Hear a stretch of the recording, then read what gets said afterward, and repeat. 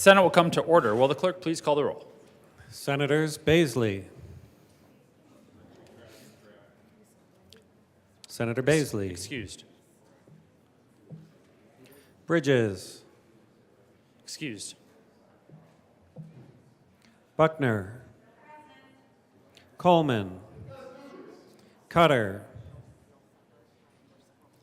Senator Cutter. Excused. Danielson. Exum. Fields. Gardner. Janal. Gonzalez. Senator Gonzalez. Excused. Hansen. Senator Hansen. Excused. Henriksen. Huckes Lewis. Kirkmeyer. Senator Kirkmeyer. Kolker. Liston. Lundin. Marchman. Michelson Janae. Malika. Senator Malika. Excused. Pelton B. Pelton R. Priola. Rich. Roberts. Rodriguez. Simpson. Smallwood. Excused. Sullivan. Van Winkle. Will. Winter. Senator Winter. Senator Winter. Zenzinger.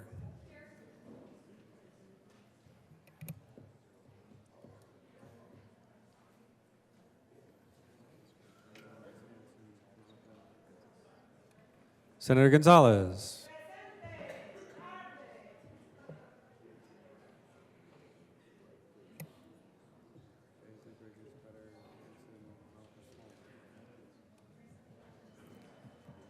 Mr. President.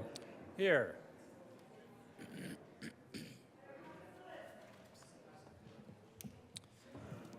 Morning roll call is 29 present, 0 absent, 6 excused. We do have a quorum. Mr. Minority Leader, would you please lead us in the pledge? I would love to. Ladies and gentlemen, colleagues, please join me in the pledge. I pledge allegiance to the flag of the United States of America and to the republic for which it stands, one nation under God, indivisible, with liberty and justice for all. Approval of the journal. Senator Priola. Morning, Mr. President. Members, I move that the Senate Journal of March 11th, 2024 be approved as corrected by the Secretary. You have heard the motion. All those in favor say aye. Opposed, no? The ayes have it. The motion is adopted. Senate Services. March 12, 2024, correctly printed Senate Bill 180, correctly engrossed Senate Bills 137 and 161, correctly re-engrossed Senate Bill 94, correctly revised House Bill 1035, correctly re-revised House Bill 1119, correctly enrolled Senate Bill 157, Senate Joint Memorial 1. Committee reports.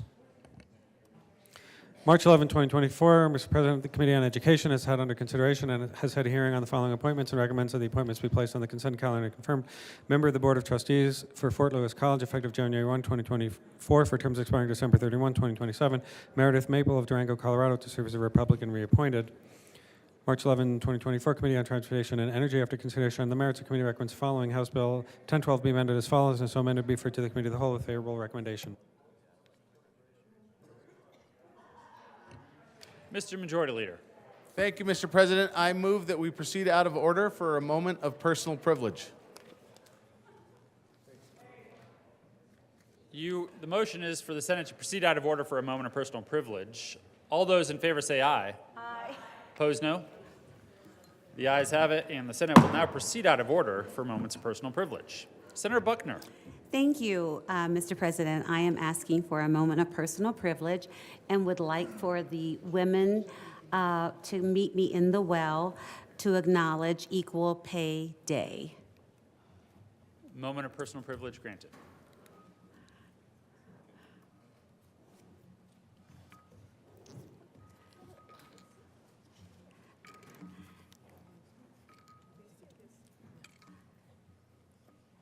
Good morning, colleagues.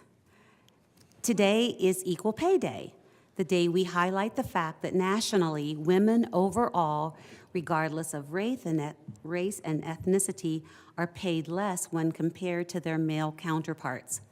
According to a 2024 report by the National Women's Law Center, it is estimated nationally women overall, regardless of race and ethnicity, are paid just 84 cents on the dollar compared to their male counterparts. Today is a day we recognize the problem of pay disparity and how it impacts different communities across the state more significantly. Based on a 2024 analysis by the American Association of University Women, white women are paid 77 cents for every dollar paid to white men. Asian women are paid 93 cents for every dollar paid to white men. Black women, like me, are paid 69 cents for every dollar paid to white men. Mothers are paid 74 cents for every dollar paid to dads. Native Hawaiian and Pacific Islander women are paid 66 cents to every dollar paid to white men. Latinas are paid 57 cents for every dollar paid to white men. Native women are paid 59 cents for every dollar paid to white men. These sound like small numbers, but they add up. Based on this study, it's estimated that over a 40-year career, women can lose anywhere from $600,000 to over $1.3 million. We all know that a lifetime of lower pay means women have less income to save for retirement and less income counted in a Social Security or pension benefit formula. Equal pay would not only reduce Colorado's poverty rate for working women, but would reduce our overall poverty rate by 42.4%. But today is also a very special Equal Pay Day for Colorado families, and I couldn't be more proud to share, for the first time, a brand new 2024 economic analysis found that since the implementation of the Colorado Equal Pay for Equal Work Act in 2021, the gender wage gap has reduced more than 3 times faster in Colorado than the rest of the United States.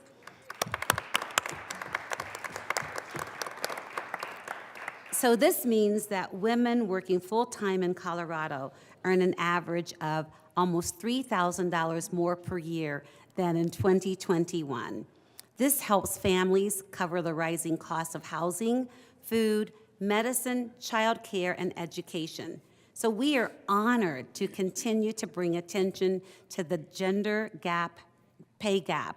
And we're even more proud to announce that because of the tireless work of all of our colleagues, this body, and the advocacy community, that we can prove that the policies that we are working on have a direct and positive impact. Colorado's equal pay was the first in the nation to require transparency about pay and benefits in job posting and to ensure employees notify their employers about new opportunities.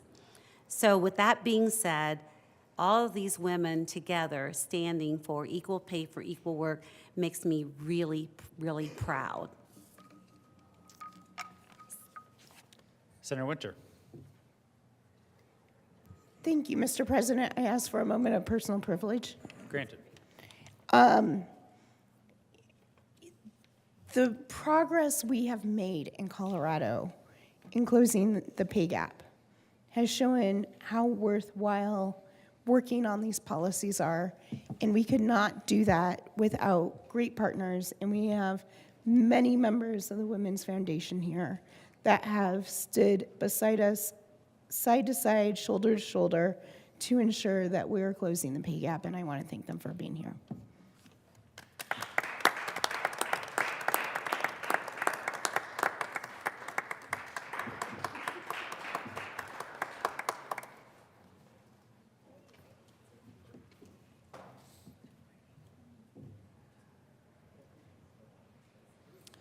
Will the clerk please add Senators Malika and Cutter to the roll? And Baisley.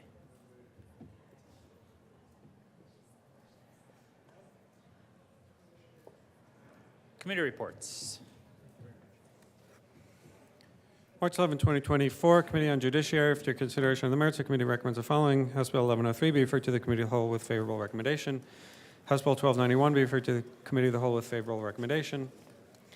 Senate Bill 11 be amended as follows, and as so amended, be referred to the Committee of the Whole with favorable recommendation.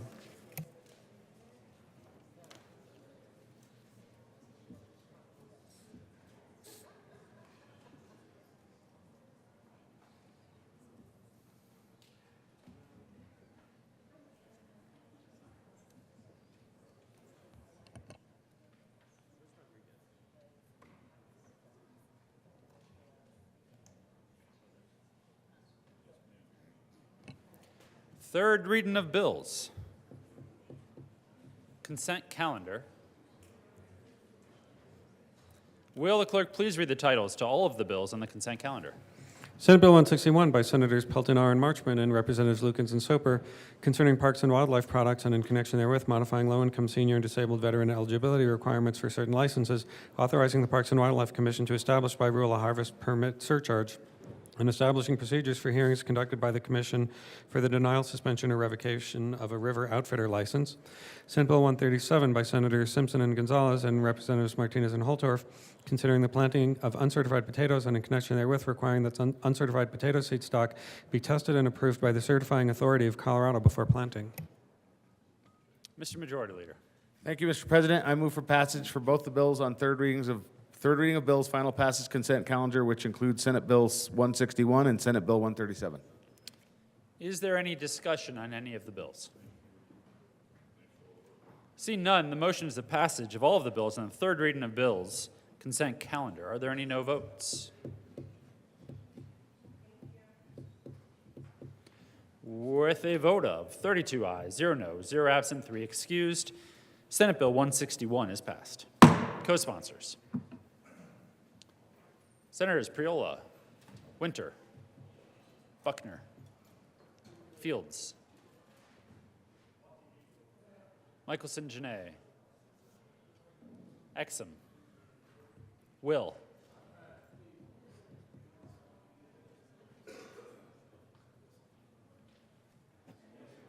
with a vote of 32 ayes, 0 no, 0 absent, 3 excused, Senate Bill 137 is passed. Co-sponsors. Senators Pelton B., Winter, Rodriguez, Marchman, Will, Michelson Janae, Cutter, Buckner, Priola, Janal,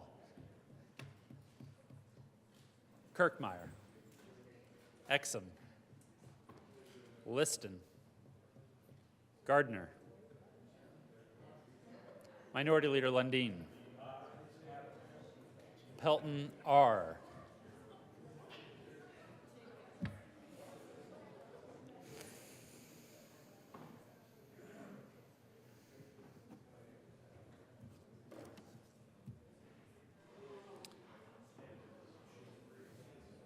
third reading of bills. Final passage. Will the clerk please read the title to House Bill 1035? House Bill 1035 by Representatives Bosnacker and Joda and Senators Huggins, Lewis, and Will concerning technical modifications to the laws governing the Colorado Health Benefit Exchange and in connection therewith modifying the criteria for membership on and the number of meetings of the Colorado Health Insurance Exchange Oversight Committee, adjusting the timeline for certain reports and presentations regarding the operations of the exchange, and directing the exchange to annually present its financial and operational plans and major board actions to the committee. Senator Hawkins Lewis. Thank you, Mr. President. I request permission to offer a third reading amendment on House Bill 1035. It's a good one. Senator Hawkins Lewis, can you please explain the need for such an action? Yes, Mr. President. This may be the only time that I want to strike the word environment from a bill, but apparently during drafting, the word environment was left in on the title of the committee. It should be Health and Human Services, not Health and Human Services and Environment. So we are fixing that typo. The question before the body is Senator Hawkins Lewis's request to strike the environment and have permission to offer a third reading amendment. All those in favor say aye. Opposed, no. The ayes have it and permission is granted. Okay. There's an amendment at the desk. Will the clerk please read L004? L004, amend revised bill, page 4, line 23, strike environment, and substitute strike through human services. Okay, so we have to move, we move the amendment. Senator Will. Thank you, Mr. President. Can we, I'd like to move Amendment L004 to House Bill 1035. Is there any discussion? Seeing none, the motion before the body is the adoption of L004 to House Bill 1035. Are there any no votes? With a vote of 32 ayes, 0 no, 0 absent, 3 excused, the amendment is adopted. To the bill. Senator Hawkins Lewis. Thank you, Mr. President. I move House Bill 1035 as amended. Will the clerk please add Senator Bridges to the roll?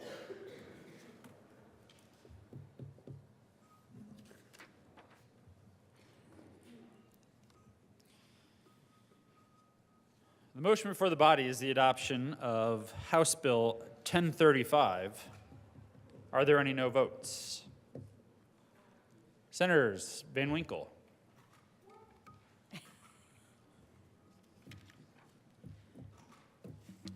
With a vote of 32 ayes, 1 no, 0 absent, 2 excused, House Bill 1035 is passed. Co-sponsors. Senators Priola, Winter, Janal, Fields, Michelson Janae, Cutter, Buckner,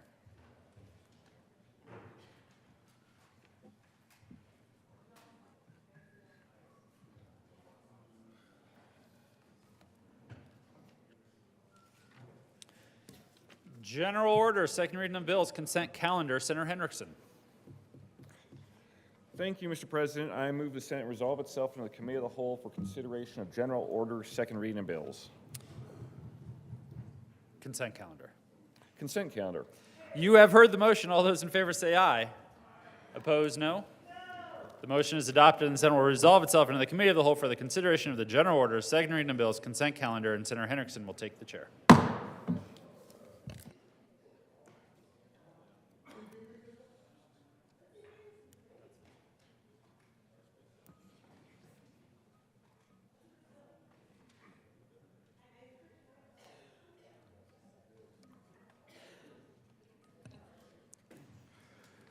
The committee will come to order and the court rule is relaxed. Mr. Hubier, will you please read the titles to all the bills on the second reading of bills consent calendar? House Bill 1139 by Representatives Leader and Armagost and Senators Will and Exum concerning the payment of death benefits after remarriage to a surviving spouse of a state employee who worked in a job with a high-risk classification. House Bill 1060 by Representative Snyder and Senator Roberts concerning implementing provisions of the Travel Insurance Model Act. House Bill 1086 by Representatives Holtorf and Amabile and Senator Michelson Janay concerning the operation of the Denver Health and Hospital Authority. Senate Bill 70 by Senators Lundin and Zenzinger and Representatives McLaughlin and Pugliese concerning allowing online education programs to offer remote state assessment testing to students who attend online education programs. Senate Bill 16 by Senators Zenzinger and Smallwood and Representative Snyder concerning qualification for state income tax credits for charitable contributions to nonprofit organizations and in connection therewith authorizing a taxpayer to make a charitable contribution for which the taxpayer may claim a state income tax credit to a charitable recipient organization through a qualified intermediary that forwards the contribution to the charitable recipient organization and allowing a tax credit certification for the Colorado Homeless Contribution Tax Credit to include only the last 4 digits rather than all digits of a taxpayer's Social Security number. Senate Bill 125 by Senators Pelton B. and Michelson Janay concerning the enactment of the Interstate Compact for the Placement of Children. Majority Leader Rodriguez.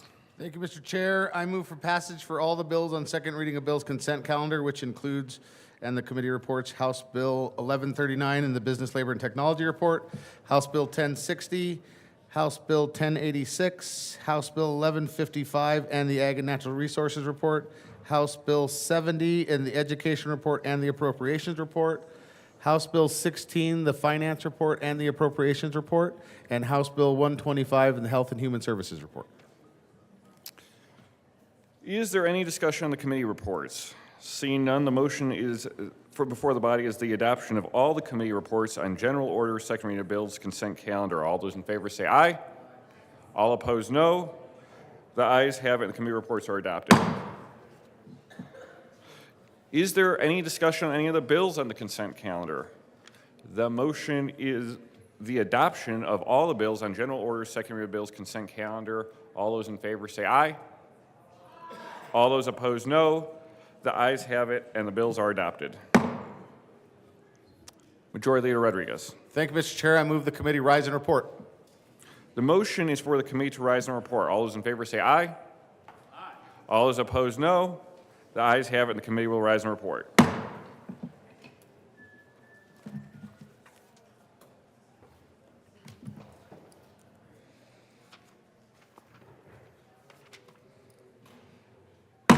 The Senate will come to order. Senator Hendrickson. Thank you, Mr. President. The committee has met and had a number of bills under consideration. Mr. Hubler, will you please read the report? March 12, 2024, Mr. President, your committee of the whole begs leave to report it has had under consideration the following attached bills, being the second reading thereof, and makes the following recommendations thereon. Senate Bill 70 is amended, Senate Bill 16 is amended, Senate Bill 125 is amended, passed on second reading and ordered engrossed and placed on the calendar for third reading and final passage. House Bill 1139 is amended, House Bill 1060, House Bill 1086, House Bill 1155 is amended, passed on second reading and ordered revised and placed on the calendar for third reading and final passage. Senator Hendrickson. Thank you, Mr. President. I move the report. The motion is the adoption of the committee of the whole report. Are there any no votes? With a vote of 33 ayes, 0 no, 0 absent, 2 excused, the committee of the whole report is adopted.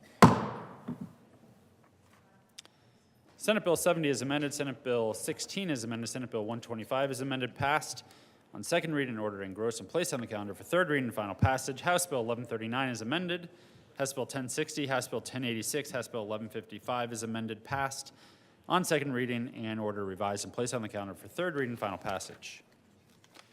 General orders, second reading of bills. Senator Hendrickson. Thank you, Mr. President. I move the Senate resolve itself into the committee of the whole for the consideration of general orders, second reading of bills. You have heard the motion. All those in favor say aye. Opposed, no. The ayes have it, and the motion is adopted. The Senate will resolve itself into the committee of the whole for the consideration of the general order, second reading of bills, and Senator Hendrickson will take the chair.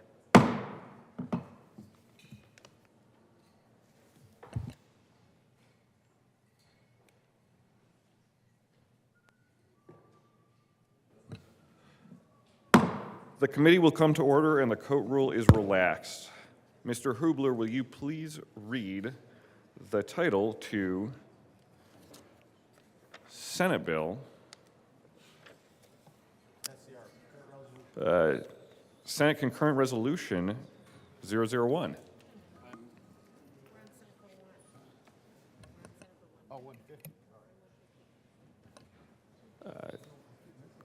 Sorry about that. Senate Bill 150. Senate Bill 150 by Senator Cutter and Representative Froelich concerning requirements for the processing of municipal solid waste in the state. Majority Leader Rodriguez. Thank you, Mr. Chair. I move that we lay over Senate Bill 150 until Wednesday, March the 13th.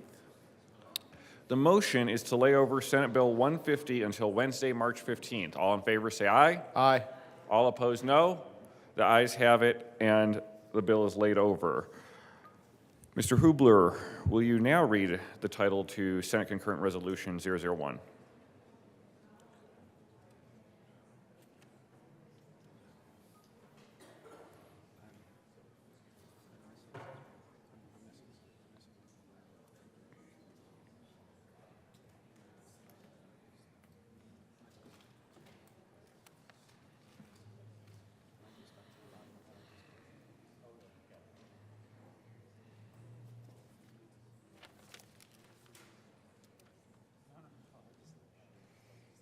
Senate Concurrent Resolution 1 by Senators Danielson and Fields, and Representatives Duran and Weissman, submitting to the registered electors of the state of Colorado an amendment to the Colorado Constitution concerning allowing Colorado lawmakers to pass laws that permit victims of childhood sexual abuse to bring a civil claim for the sexual abuse regardless of when the sexual abuse occurred.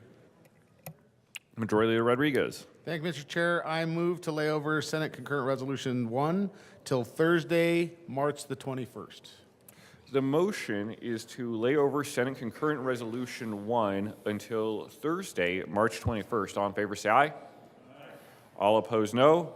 The ayes have it, and Concurrent Resolution 001 is laid over. Mr. Hubler, will you please read the title to House Bill 1098? House Bill 1098 by Representatives Mabry and Duran, Senators Gonzalez and Henriksen, concerning protections for residential tenants and in connection therewith requiring cause for the eviction of a residential tenant. Majority Leader Rodriguez. Thank you, Mr. Chair. I move to lay over House Bill 1098 until Friday, March the 15th. The motion is to lay over House Bill 1098 until Friday, March 15th. All those in favor say aye. Aye. All opposed, no. The ayes have it, and 1098 is laid over. Mr. Hubler, will you please read the title to Senate Bill 104? Senate Bill 104 by Senator Danielson, concerning the alignment of educational programs with registered apprenticeships. Senator Danielson. Thank you, Mr. Chair. I move Senate Bill 104 and the Appropriations Committee report. To the committee report. Thank you, Mr. Chair. I urge an aye on the committee report as the Appropriations Committee amended it appropriately. Seeing no further discussion, the motion is the adoption of the committee report. All in favor say aye. Aye. All opposed, no. The ayes have it, and the committee report is adopted. There is an amendment at the desk. Mr. Hubler, will you please read L002? L002. Senator Danielson. Thank you, Mr. Chair. I move Amendment L002. To the amendment. Thank you, Mr. Chair. I'll speak to the amendment in just a moment. I just wanted to briefly describe Senate Bill 104 and why I'm here with it today. So thank you, colleagues, for your time and attention today. As you know, we do our best to try and promote quality apprenticeships across the state and align the needs of the employees with the prospective employers. And this is one of those measures. So Senate Bill 104 has to do with aligning education programs with registered apprenticeships. So as the economy continues to evolve and workforce shortages threaten businesses, we know that employers need strategies to build their talent pipeline, and workers need opportunities to earn while they learn, transition to new industries, and build valuable skills. Registered apprenticeships are a powerful model that meets each of these needs. Colorado has made significant progress in advancing registered apprenticeships, including the successful creation of the State Apprenticeship Agency, which was formally recognized by the U.S. Department of Labor in July of last year. However, apprentices still make up only 0.1% of Colorado's labor workforce, with about 7,600 apprentices today. In order to increase adoption of registered apprenticeships across employers and access for more Coloradans, there's a need to align our siloed K-12 education and workforce systems. And I can tell you that, growing up in northern Weld County, I understand the impacts of the lack of this kind of alignment in a different way. It's not like there was a great program out where I grew up in rural parts of the state, just like mine, where these prospective employers have a really clear line to these young people or people looking to transition into a different career.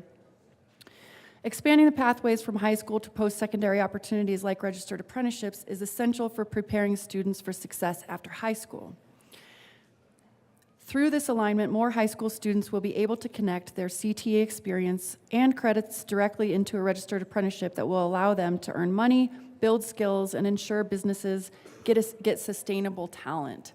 I see this as a win-win-win for the workers, the students, the prospective workers, and the employers across the state and the business community, and I urge an aye vote. One thing I would add is on Amendment L002, we see an opportunity just to clarify that the Office of the Future of Work carries a broader responsibility beyond the specific activities listed in the bill, but to proactively engage with these partners to ensure that prospective apprentices are aware of the opportunities that are available to them. And so to pass this through without this language would be a missed opportunity, and have support from the stakeholders. So I urge an aye vote on Amendment L002. Senator Baisley.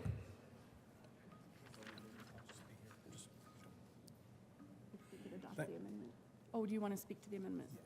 Thanks. Thank you, Mr. Chairman. I do have a question for the sponsor. So sorry to interrupt here, so please come on back.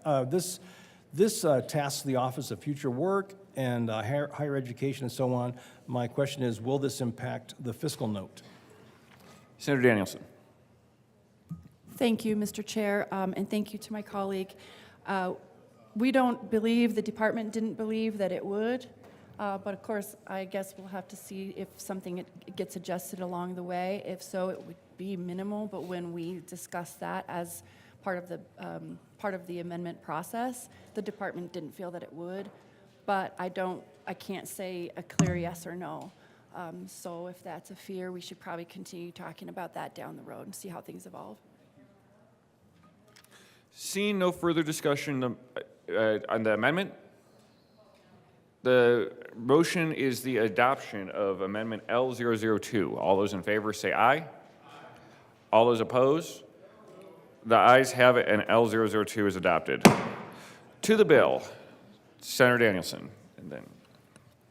Thank you, Mr. Chair. I just wanted to say thanks to my colleagues and to the community members who support the bill. I see this as a win-win for workforce development, prospective employees, students, and the businesses across the state, and I urge an aye vote on Senate Bill 104. Thank you. Senator Rich. Thank you, Mr. Chairman, and I always like these apprenticeship bills that come, but it seems to me that this one might be a little redundant. Apprenticeship Colorado and the Office of the Future of Work already provides funding strategies for registered apprenticeship program system and the program directory of available apprenticeships. More than 683 apprenticeships are currently listed, and the program expanded by $700,000 for fiscal year 23-24. The Colorado Community College system already works with employers to offer and help build an apprenticeship program. There are plenty of resources available through the USDOL, which is also Apprenticeship USA. So further requiring two state systems, the CCCS and the SAA, who already collaborate with each other on apprenticeship programs, doesn't seem necessary. So I'll be a no vote on this bill.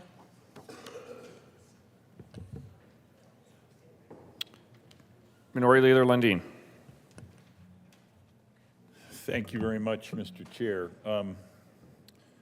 Folks, you know I spend a fair amount of time working on education policy, and I'm a big supporter of providing opportunities other than traditional pathways for students to move forward with their desires to move into either a college pathway or a career pathway.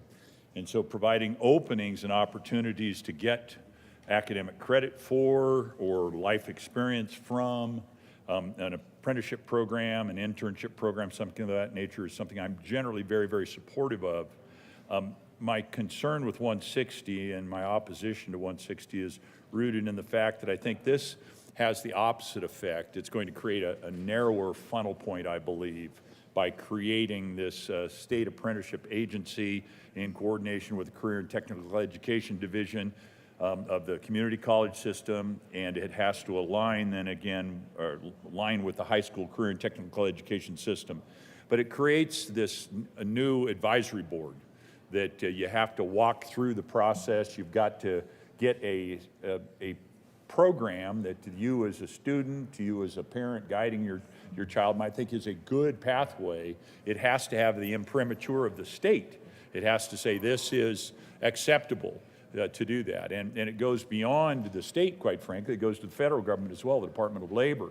And so I believe that it creates, instead of an opening of opportunity, a restriction of opportunity. I have concerns, and the bill sponsor might want to redirect or disabuse me of my ignorance, but I have concerns that ultimately over time, this would limit apprenticeship programs to apprenticeship programs that lead to a track of a union employment opportunity, which is great for some people, but not great for everybody. And so I'm concerned, one, we're narrowing pathways for students. Two, we're narrowing even further by virtue of potentially over time requiring someone to participate in a union pathway instead of an open market or an open shop pathway. So that's set of challenges number one.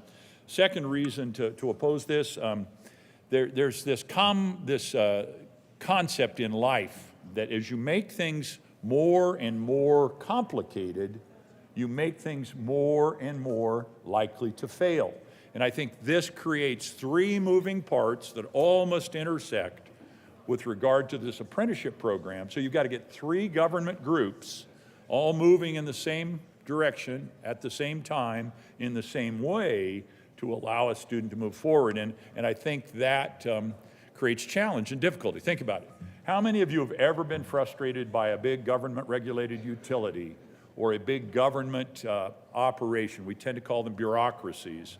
You're frustrated because you can't get the answer you want because they're working through the rules and the policies and the requirements that are first put in legislation and then written into rule to make sure that it's managed precisely. And instead of an individual interacting with an individual saying, you know what, that's a reasonable request, I think we can help you get there. Instead of doing that, now we've now got a government bureaucracy, either at CDL or at the communities or at the Department of Labor at the federal level has their fingers in this pie as well, that says, oh, gee, I'm sorry, you know, I'd love to help you out, but the rules just don't allow for that. And so in a circumstance where we all want students to have their best pathway forward, a traditional, I'm going to college, I'm going to become a philosopher prince, and I want to get a 4-year degree in philosophy, or, you know what, I want to be a pipe fitter, because Uncle James, my favorite uncle, is a pipe fitter, and there is no happier, more productive person on the face of the planet than Uncle James. So I want to be a pipe fitter. And so I want to find my way into an apprenticeship program that gives me the opportunity to go become a pipe fitter. I'm all in for all of that. I'm concerned, however, this is going to make that aspirational hope of a child, an individual, a student, this will make the pathway for that student more complicated and more difficult, more restricted, and therefore less likely to be attainable for that child in the pursuit of their hopes and dreams and aspirations. So I rise in opposition based on those two sets of arguments, two big buckets. The bigger one is complexity and government intrusion. What could possibly go wrong? My concern is way too much. I urge your opposition to 104. Senator Danielson. Thank you, Mr. Chair, and thanks for the comments from my colleague.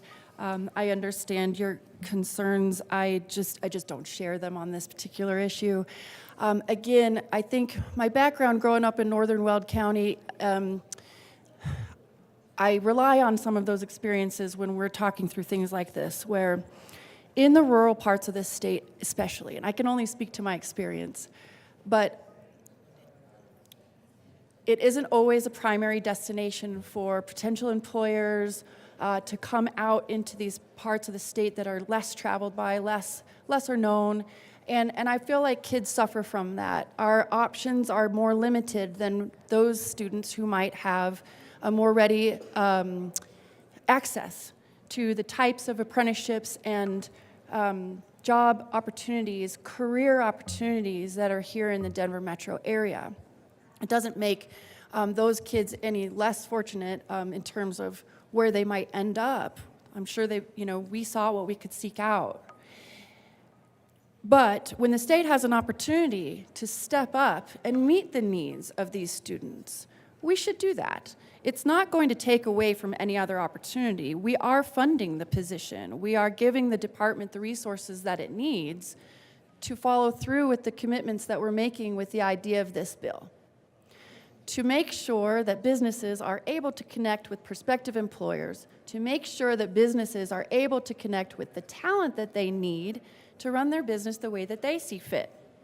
And if the state has a chance to step up and fill that gap in a new way that provides young people all across the state, including the rural parts of the state that we care very deeply about, I am all in favor of that. This cannot take away from any existing programs. Apprenticeships also provide a really, really great way for young people to get started. Those who I've talked to, and there are literally hundreds of different registered apprenticeships. It's not just pipe fitting, it's everything that you could think through. Where you have a career goal of yours, you can align yourself with a registered quality apprenticeship through the state. And whichever path this takes you on, you're going to be able to earn as you learn. Another problem that faced people in my community was they were smart and hardworking and got themselves to college. But that doesn't much matter if you can't pay for it, knowing that you're going to have a huge price tag at the end and paying off debt for your entire life. That's not a reality for a lot of young people. So the idea of a career that you can invest in, that you're proud of, that you love, I see that every day when I work with these apprenticeships, the apprentices that are in them. It's really exciting. And I really believe that if we had had something like this, and some of the other programs, quite frankly, that I've worked to instill in my time in the Capitol, the people in my community back home would have been much better served, and the kids could have chosen a career that served them well through their entire lives, not just a job for a short time, an actual career that they feel proud of and they love, and that returns on their own investment. So we have an opportunity here that fills this gap, connects the business community with students, but also potential employees with the talent that this community needs, both from the employer perspective and the employee perspective, which is why this particular measure has earned support from both. So I feel that this is a really good step forward, and I don't agree that it's a bureaucratic move. I feel that it's a hole that the state sees that we can help fill and better serve the young people that are coming up through the system. So I respectfully disagree, and I urge an aye vote on Senate Bill 104, and thank you all for your time today. Senator Sullivan. Thank you, Mr. Chair, and I stand in support of this legislation. I've read through the bill here and looking at a fact sheet that we got here from the Department of Labor. The concerns that we've heard down here at the state capitol the last several days, people had the ability to look into crystal balls and tell us where our rent was going to go, how the high cost of housing was going to go for all of us here. And I look at this piece of legislation, and it says that only 0.1% of Colorado's labor force make up the apprenticeship program. There's less than 6,000 apprenticeships. We know that coming out of apprenticeship programs, especially as we heard that maybe these people might get themselves good union jobs, those jobs will be able to afford the housing. They will be able to afford the rising cost of rent that is destined to impact us as a society. So I am fully invested in our apprenticeship programs so that we can get people out there who actually will make the the funds that they need to live here in the state of Colorado, live in our society, be productive here in society, raise their families here in Colorado, put their kids through school in Colorado because mom and dad have a good union job that pays them good union wages that they can afford to be here. I fully endorse this program, and I would ask everybody else for an aye vote. Senator Pelton B. Thank you, Mr. Chair, and thank you for everybody who came up here and spoke. As one of the people that's in this room that was actually an apprentice, I was actually trained to do the job that I do in a competitive and a non-union shop, and I make good money at it. I think what we really need to go back to is when I was in school, back in the early 90s, we had this thing called VOTEC. And VOTEC was an amazing program where some of us that didn't excel at school were able to work and show us a trade on how to do it in schools. I think that's what everybody's trying to get to, whether it's union or not. I mean, that has little to no relevance because I work in the 92% of the field that's non-union, and then the 8%, less than 8%, that is union. So I do appreciate everything that's been talked about up here. I just wanted to come speak as a former apprentice that's worked in this trade, and that's actually done work. So I do appreciate everybody coming up here, and thank you very much. Minority Leader Lundin. Thank you very much, Mr. Chair. I turn from the legislation now to the fiscal note and a theme that I have spoken about multiple times from this well. I am honored to follow in the footsteps of the former minority leader who started in 2019 on behalf of my caucus to pound the table saying we have to pay off the budget stabilization factor. We need to fully fund public education at the level required by the Constitution, Amendment 23. We're supposed to be growing public education because nothing is more important in the state's priorities, the education of our children, by inflation plus population growth. But sadly, over the years, and especially since the Great Recession in 2008, we have not done that. And we kind of winked at our constitutional obligation with this thing called first the negative factor and then now the budget stabilization factor. What happened over those years is the budget stabilization factor, and Mr. Chair, I appreciate the latitude to speak because I'm coming to the point now. What happened over the years, instead of funding public education at that constitutional level, we ran the School Finance Act after we ran the long bill or the state budget, and we created 172 new departments, agencies, offices, and state programs, all of which required money. We did that before we actually figured out how much money we had left to pay for public education. This bill, Senate 104, is another in that long line of creating expense and administration and dollars that don't go to the students, don't go to the classrooms, but go to adults working for state agencies picking up big paychecks. This particular bill requires another employee be hired and $100,000 a year to pay that employee, essentially, in the first year. In the second year, it gets better, $121,000 and a full-time employee. It requires, does the bill, by July 1st of 2026, that the Colorado Department of CDLE, Labor and Employment, and the community colleges, CCCS, must establish, we're creating something new here, nothing new ever is free, at least one, could do two or three. If we want to create bureaucracy, let's really lean into it. At least one state-level advisory board that will create, listen here, this is the money shot, state-approved CTE programs. Now, it's not being driven by a student who says, hey, I want to learn about this. It's not being driven by educators who say, we should be teaching about this. It's now bureaucrats saying we are going to create, by virtue of the power invested in our expensive board, state-level career and technical education programs that align with registered apprenticeship programs, Federal Department of Labor, and educate apprenticeship sponsors on how to include credit for the previous CTE education in program standards. So we have here yet one more step. Oh, and I misread the numbers.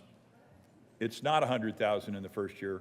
It's 199,000 in the first year, and it's 232,000 in the second year. So that's money that is not going into teaching salaries. It's not going into the paychecks of teachers. It's not going into the classroom. It's going into creating more administration, more bureaucracy, and that, tragically, if you look at the spending in education and where this would intersect with education, you look at where our spending has been going, it has not been going into teacher paychecks. It has not been going into the classroom. It has been going into administration and government programs like the one created by Senate Bill 104.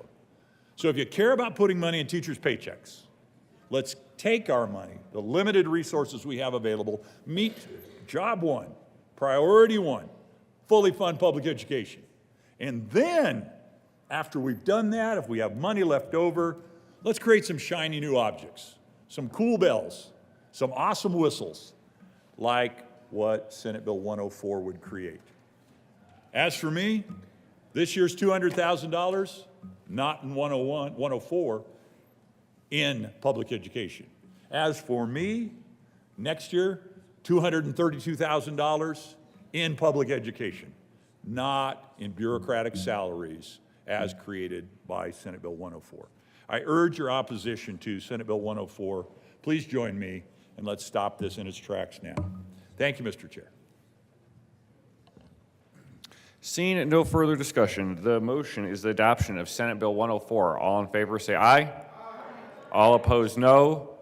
No. The ayes have it, and Senate Bill 104 is adopted. Mr. Hubler, will you please read the title to Senate Bill 65? Senate Bill 65 by Senators Hansen and Fields and Representatives Froelich and Ortiz concerning the use of mobile electronic devices when driving a motor vehicle. Majority Leader Rodriguez. Thank you, Mr. Chair. I move Senate Bill 65 lay over to the end of the calendar.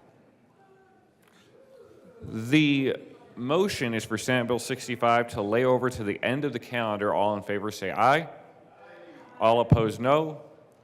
The ayes have it, and Senate Bill 65 is laid over.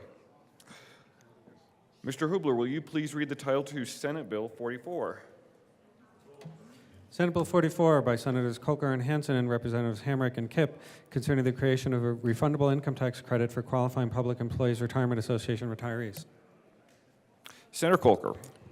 Thank you, Mr. Chair. I move Senate Bill 44 in the Appropriations Committee report. To the committee report. The appropriations appropriately appropriate the appropriate money. Seeing no further discussion, the motion is the adoption of the committee report on Senate Bill 44. All in favor say aye. Aye. All opposed, no.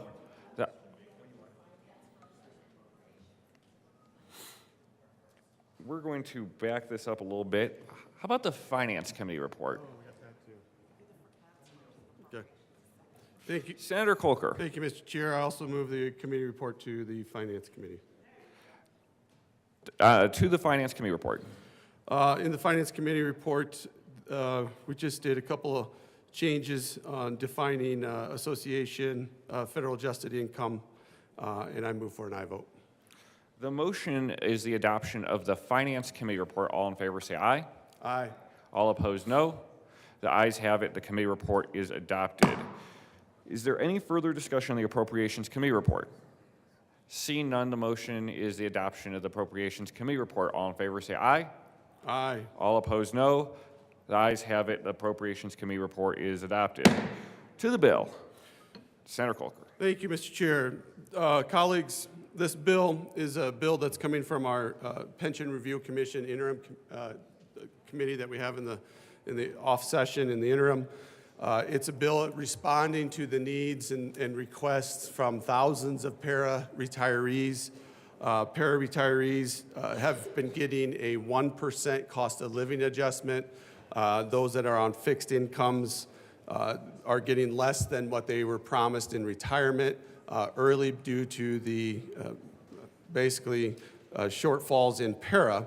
And Senate Bill 18200 changed how those inflation adjustments can happen. So they've been shorted on those. And this bill specifically points out to those that are making less than the Colorado median income. So on single filers, it is for those making a federal adjusted income of $38,000, and joint filers is $76,000 and below. So this is refundable for the next 3 years. It's $700. If you do the math, that is 1.8% of the $38,000 that they're receiving, and add that to the 1% that they will get from the auto adjust. It's 2.8, still less than the 3.5 that they were told when they retired. So we're talking about people who are 65 and older, and again, trying to focus the help to those people in that most need. And I ask for an aye vote. Senator Liston. Thank you, Mr. Chairman. I do have one question for the sponsor, looking at the fiscal note. So for those people who make, an individual makes more than $38,000, or a joint filer, they make more than $76,000. If they make just $5 or $10 more or $100 more, do they get the refundable tax credit, or is it prorated somehow? Senator Kolker. Thank you, Mr. Chair. No, there's no proration. It's a flat cutoff on $38,000 at this point. That might be something we might consider an amendment. We still have another house to go, so, but at this point, there's got to be a point where you got to cut it off, and so we selected $38,000 because that's the median para-retiree income. Senator Liston. Thank you. And one other question. So the gross income, that $38,000, that would include income from other sources, not just para income. It'd be interest income or second job or whatever. It's just a gross income of $38,000 or $76,000. Senator Kolker. Thank you, Mr. Chair, and that's part of the amendment was to define the federal adjusted gross income. So not an accountant, whatever's defined as the federal adjusted income. Senator Simpson. Thank you, Mr. Chair. Good morning, colleagues. So this is another bill, another example of taking surplus Tabor refunds, money the government, our state government, over-collected from taxpayers, and taking a portion of it and redirecting it to a very specific targeted group.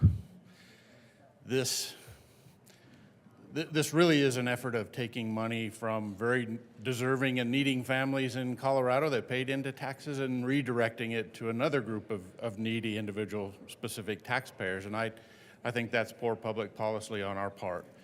We should really get to the spot where we're not over collecting that revenue to begin with, but in the absence of that, we really should be making every effort to return that funding back to the folks that made that payment into the Tabor surplus.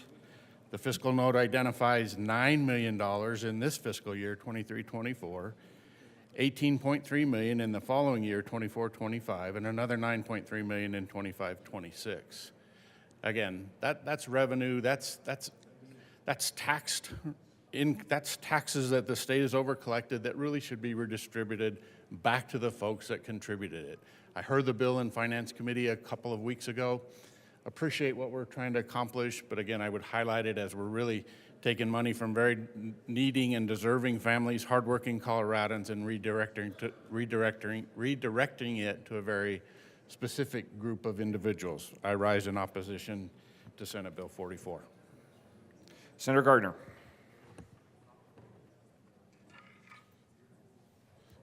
Thank you, Mr. Chair. Well, we heard this bill on appropriations, and as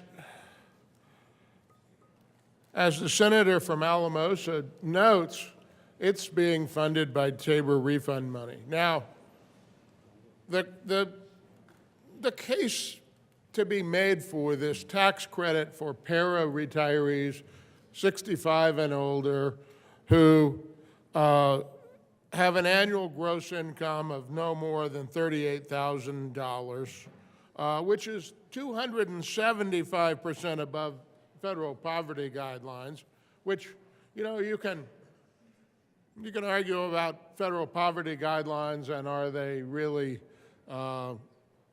high enough? But this is nearly 3 times the federal poverty guideline. So then you ask yourself, well, why is this? And the answer is, well, para-retirees did not get a COLA. And, you know, Social Security retirees did, and that's a disparity.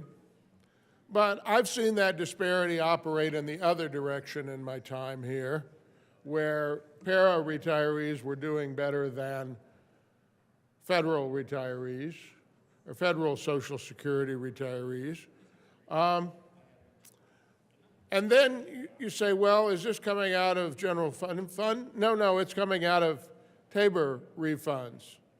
And we've already played a wealth redistribution kind of a game with Tabor refunds to skew them toward lower income individuals. And I had serious questions about that, voted no on that, but it was done, and that's what this body, the rest of the General Assembly, and the first floor decided was the policy for Colorado. They're, you know, to paraphrase what's said about the Supreme Court, apparently they're right because there's more of them, not more of them because they're right. We're going to do this one more time. Money came out of that pocket. We're going to put it over here. But we're going to put it in another pocket for another group of people. We're not going to let it go back in Tabor refunds to the public at large. We're going to use the Tabor refund to take care of para-retirees. Now, I question the constitutionality of that. We've had a lot of the things going about, well, we're going to backfill this and backfill that, and what's going to happen with that? Well, this is not, you know, it's interesting. This Tabor refund is not directed to Colorado taxpayers or any particular category of Colorado taxpayers. Say, oh, but these are Colorado para-retirees. Well, they'll get the tax credit because of their presence in para, not because they're a Colorado resident per se or a Colorado taxpayer per se.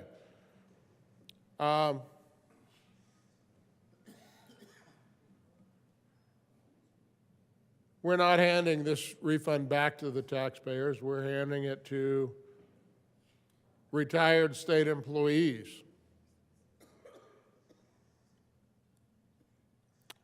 I know many, many retired state employees who did excellent work and did well and contributed to their para-retirement fund, and like every other public pension fund, it's subject to the vagaries of the market. And we've put a lot of money in. We've put a lot of money in the 15, sessions, 16 sessions that I've been here, we've put a lot of money in para to make it solvent. Some have argued it wasn't enough. That's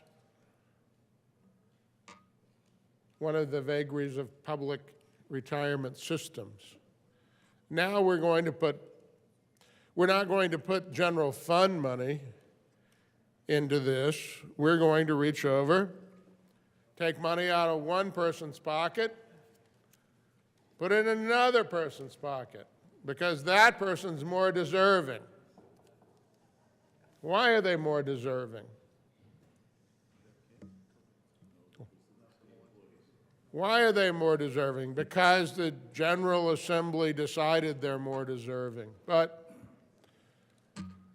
I would contend to you that they're probably more deserving because their political power is greater than others.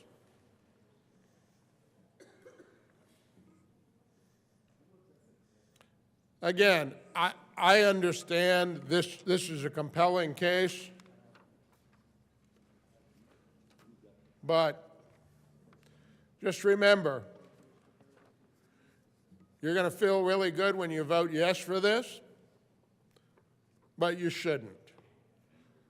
You shouldn't, because you took money out of the pockets of other economically challenged citizens of Colorado in order to favor a group of people whose political power is such that they're able to come here and persuade a majority of the General Assembly that they, more than those people at the poverty line in Colorado, should have this benefit.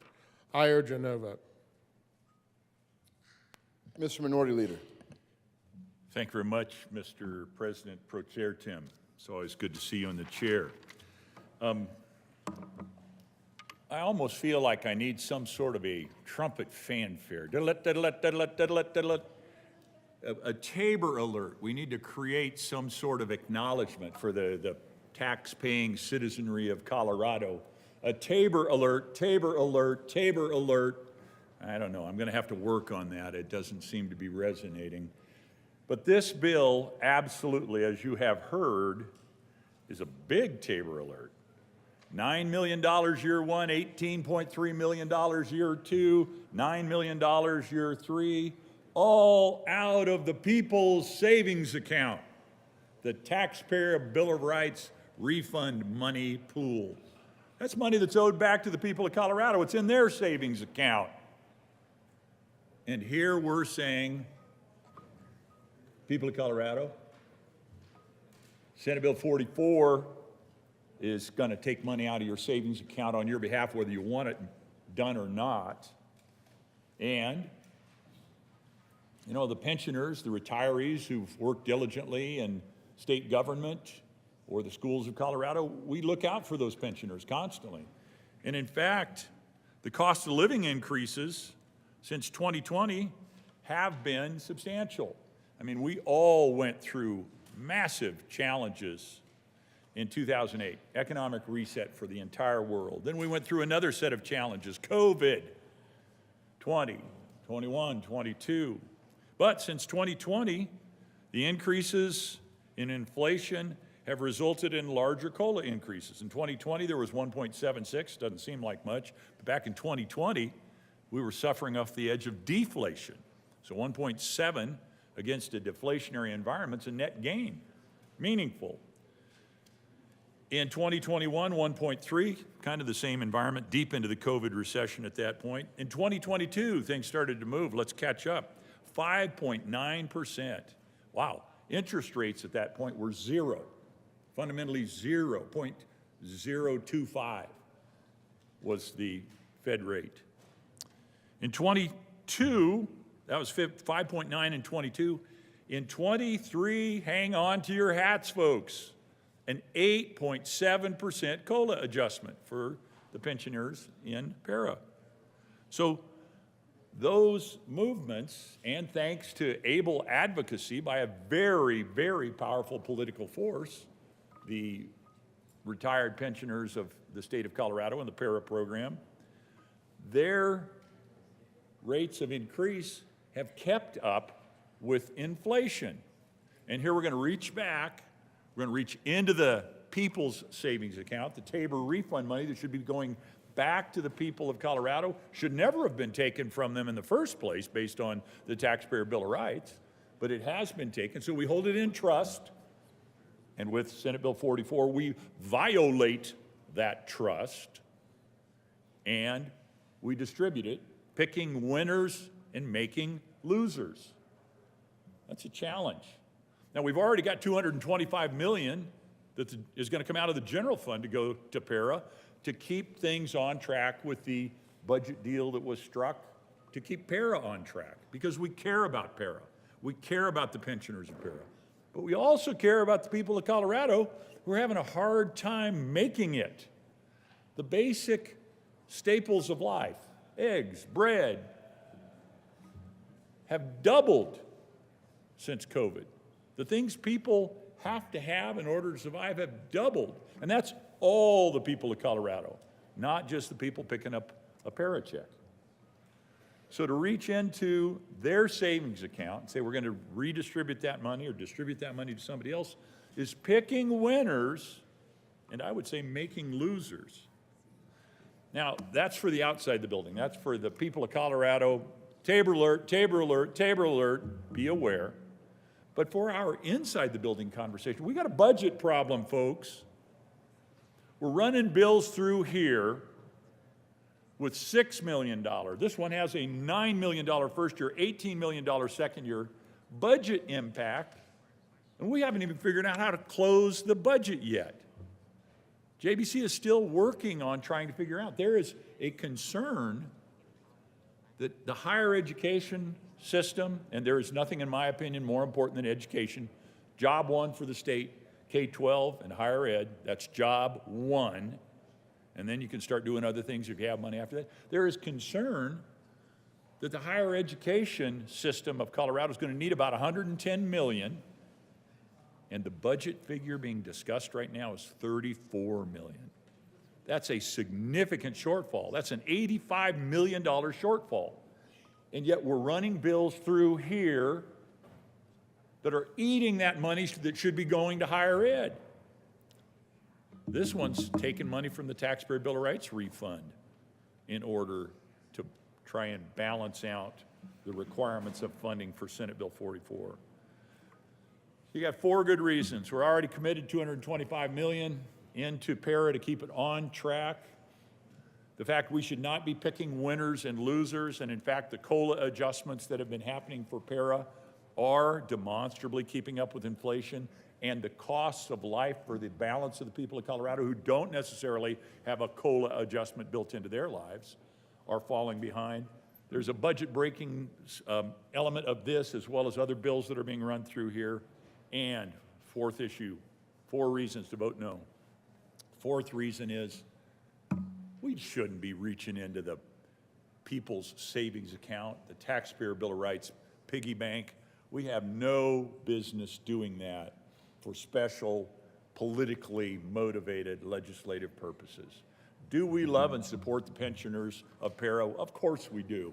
And that's why we have, in fact, made sure with a $225 million investment this year, previous years, made sure that PARA stays on track, continues to make COLA adjustments, and helps our pensioners manage the quality of life that they would like to have. But we got to think about all the people of Colorado when we write policy, not just narrow, specific constituencies. I urge your opposition to Senate Bill 44. Thank you, Mr. President Pro Chair Tim. You got it. Senator Van Winkle. Thank you, Mr. Chair. I believe that's proper at this moment. I do want to remind the body, and I do wish the representative from, is it Thornton or Westminster? Henderson, actually. My bad.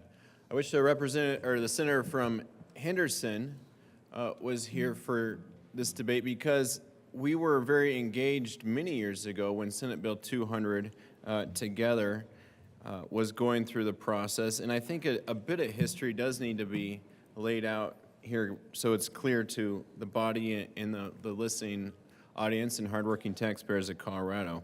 When Senate Bill 200 was coming about, no one actually really was happy. Oh, and my apologies to the senator from Henderson. He is here. I just did not see him. My apologies. But no one at the time in Senate Bill 200 wanted to pass, was excited to pass such a bill to put restraints on the para pension system and on the hardworking retirees of Colorado and from our state government. But at the time, our government was actually facing a downgrade in our credit rating as a state, which would have been a catastrophe for borrowing any future money as a state or for a local school district trying to bond or anything like that. It would have cost dramatically more. And the state was put on a negative credit rating. And if we had left this building at the end of session that year with doing nothing, our credit rating would have been downgraded very quickly thereafter, because the para system was bringing down really the value of our good word in our budget and raising the debt levels for our entire state of Colorado. So enter Senate Bill 200.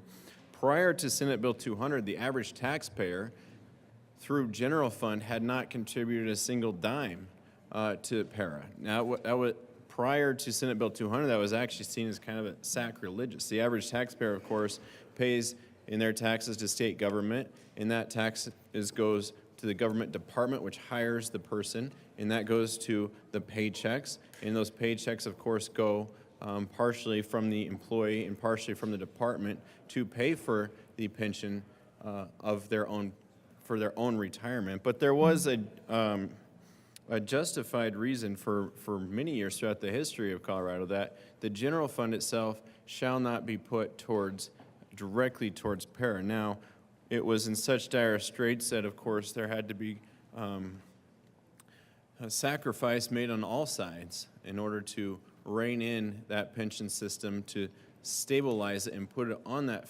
trajectory so that by 2050 was the goal, kind of like a 30-year mortgage. The para pension system would be solvent once again and fully funded once again. But in that deal, Senate Bill 200, for the first time, general fund was put towards para, and the amount agreed to at the time was $225 million annually until the para pension system reached a point in which it could become solvent once again, and then that $225 million annual from the general fund would fall off, and things like COLAs and other things would thus be adjusted and they're going to be adjusted. It's not just a hard line from now until 2050. The closer para gets to solvency, the more those COLAs and other things adjust in contribution rates, and the general fund rate, it all adjusts as it's getting closer to 2050, and we have very wise people overrunning the pension system on a daily basis that is capable of making those. So the $225 million annual promise that was made, it was made between Republicans, Democrats, the House, the Senate, the governor's office. It was all made, built upon the assumption that it must be done, and also built upon the promise that no more would be asked for from the general fund or from the taxpayers of Colorado. Because, and the reason for that, of course, is the taxpayers of Colorado are facing their own issues.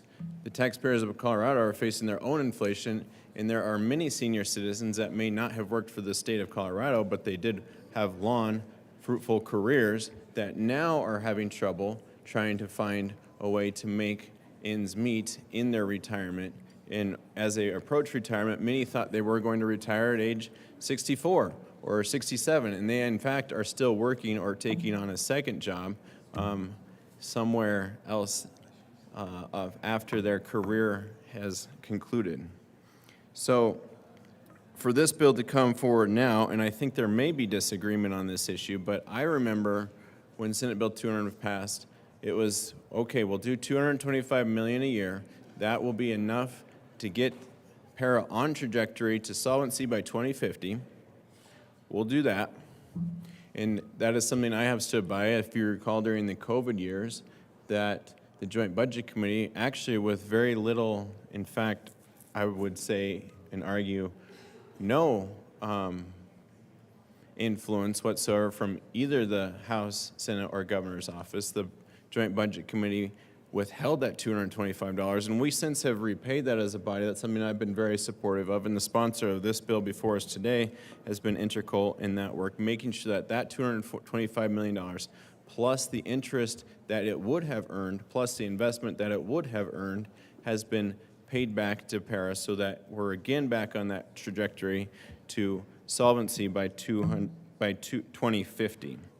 But the promise was very clear, at least to me, that the $225 million a year would be it, that no more would be asked.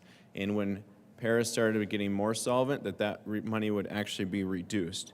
We were very crystal clear that it shall never be tied to inflation, that it shall never be tied to anything like that. So for this bill to come across our desk, it does appear as if it is going back on the deal that was made, the grand bargain that was made in order to get Para on trajectory towards a safe and a safe place by at least 2050.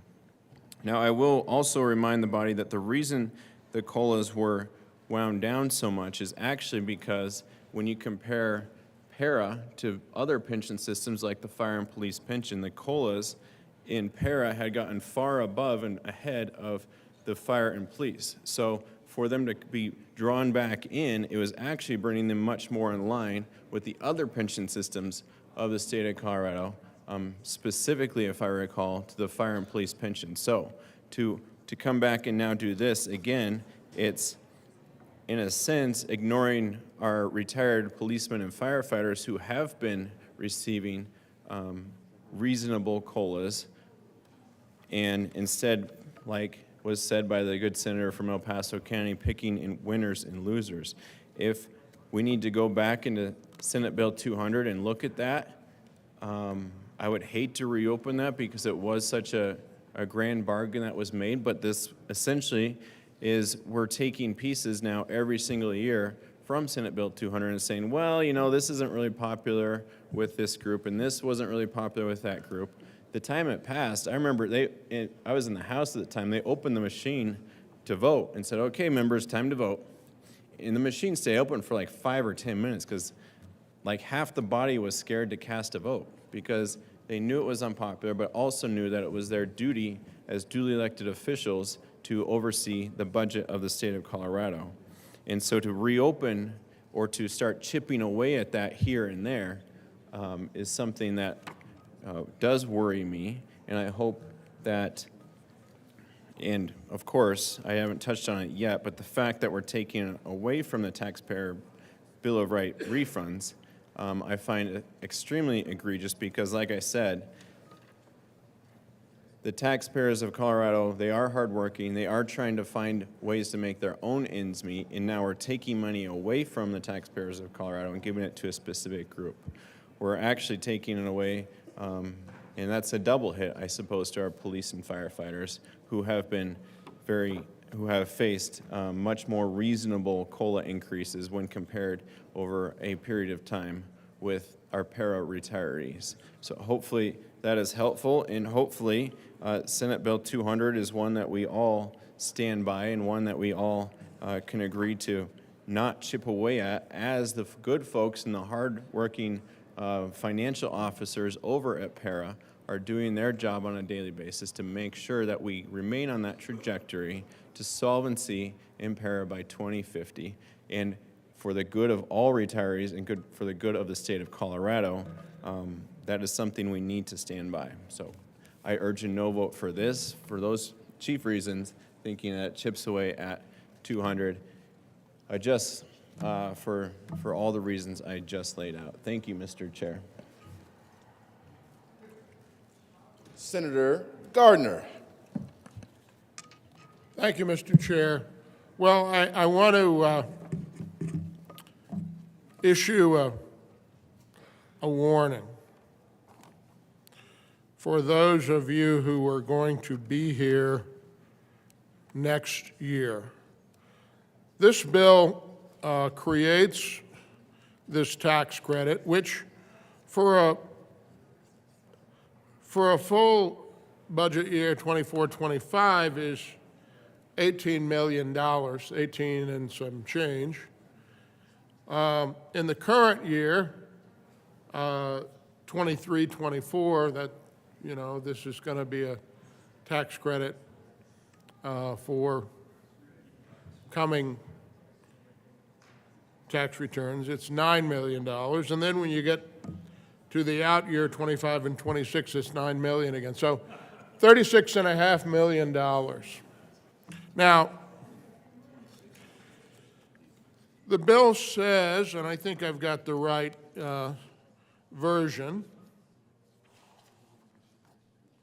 says this section, talking about this credit against tax, qualifying para-retirees, tax preference performance statement, et cetera. And by the way, there's a legislative declaration here that's going to be part of the statute. It's not just going to be just your random legislative declaration. This is going to be put in the tax credit. It always amazes me how a group of people, even if they are such an august group as this, and our very august colleagues across the way here in the other chamber, make declarations and put them in law. They're the declarations about stuff, and just declare it, and it's true. But, you know, sometimes it is. This declaration says inflation rates have increased over the last few years and are predicted to continue rising. Now, I don't know, you might want to ask the current president and his administration whether they agree with you. I'm thinking they're not going to agree with you. They're going to declare that inflation is going to be under control, particularly if they're reelected. But we're declaring otherwise here. My friends and colleagues here, mostly from the majority party, are going to vote for this bill and declare that inflation's going to rise. I think I might mention that on the campaign trail. Many public employees, retirement association retirees are on a fixed income, and the cost of living adjustments for retirees are not keeping up with rising inflation rates. Well, this is true. I mean, if inflation rates are rising and they're not going to be under control like the current administration that wants to be reelected says, but we've said inflation's going to continue. By the way, I think you got that one right.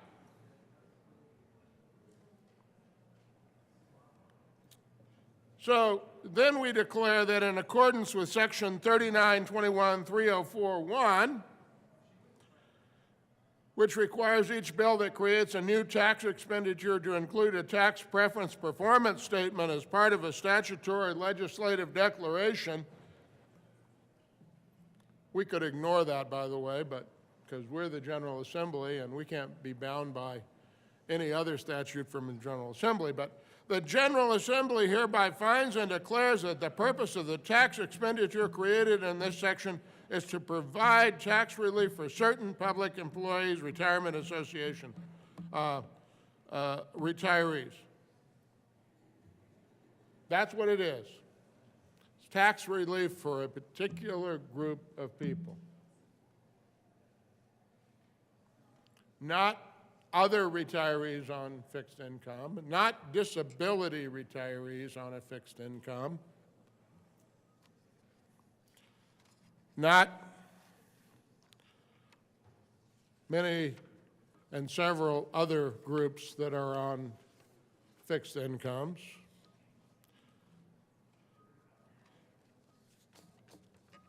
Just Public Employee Retirement Association retirees. So, Then it goes on and defines a credit and does all of that. And it gets down to the bottom.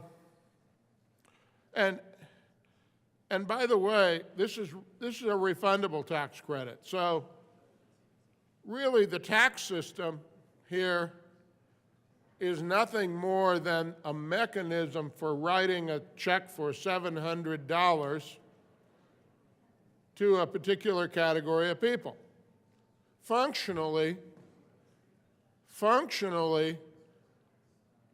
we're writing them a check for $700 because if they don't have $700 in taxes, we're going to give them that amount that equals $700. So we could just have them fill out a form, but that costs more money. I get the administrative convenience. Isn't the tax system convenient? It is so convenient. The government, really, I was going to say gives and takes away, but it's more like the government takes and then it gives a little back. And it chooses who it will give it back to. So it takes from all of the people and it redistributes it to some others. And the favored people today are Public Employee Retirement Association retirees that are of a particular age and make less than a certain amount of money. Now, here's an interesting thing about the incentivizing this. So, if you're a para-retiree and your para income is low, it's 38. By the way, this is adjusted gross income, so you know that's not the total. You know, this is the bottom of your federal tax return. That's the AGI. It's not your gross income. It's the adjusted gross after you take all that stuff off.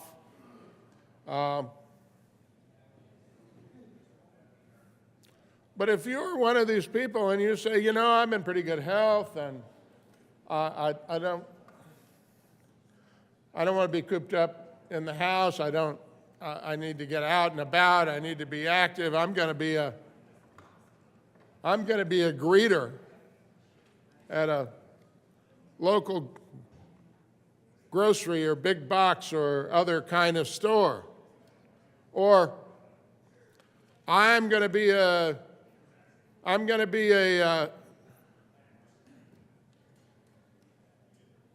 ticket taker at, you know, in the summer months. This was always my ideal job, is not being one of those greeters, but I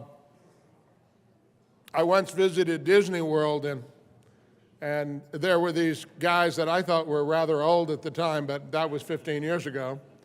And they stood there in the nice sun in December, and they were ushering people onto the boat, and I thought, well, that would be a cool job to have in retirement, because you don't have to take it home with you or anything else. It would be an Adventureland greeter, but if you're one of whatever it is that you decide to do as a para-retiree, you might be a sergeant at the Colorado General Assembly, because it wouldn't take more days. And, you know, that's kind of cool. And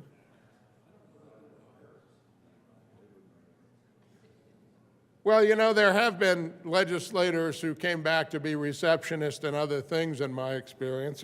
And today, by the way, you can come back next year as an aide and be fully conversant, and you will make more money than you make here. And aides generally don't stay here all night listening to me talk. We generally let them go.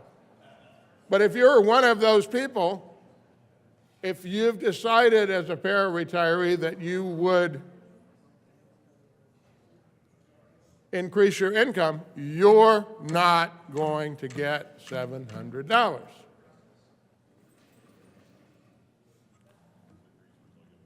You're not going to get that $700 because you better watch it, because if you make your adjusted gross income $38,001, it just costs you $699, folks. You be careful. You be careful. But here's what I want to warn you about.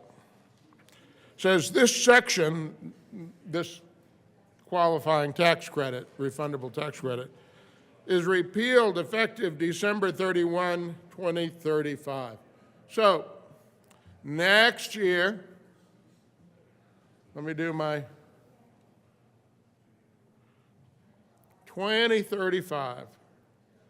I don't know if any of you are going to be here in 2035, so pass my warning along. When we get to 2035, somebody, before we get there, is going to bring a piece of legislation, and it's going to be to do two things, or it may come in a couple of pieces of legislation. One will be to increase the refundable tax credit for para-retirees because it itself has not kept up with inflation. And two, we're going to extend it beyond 2035.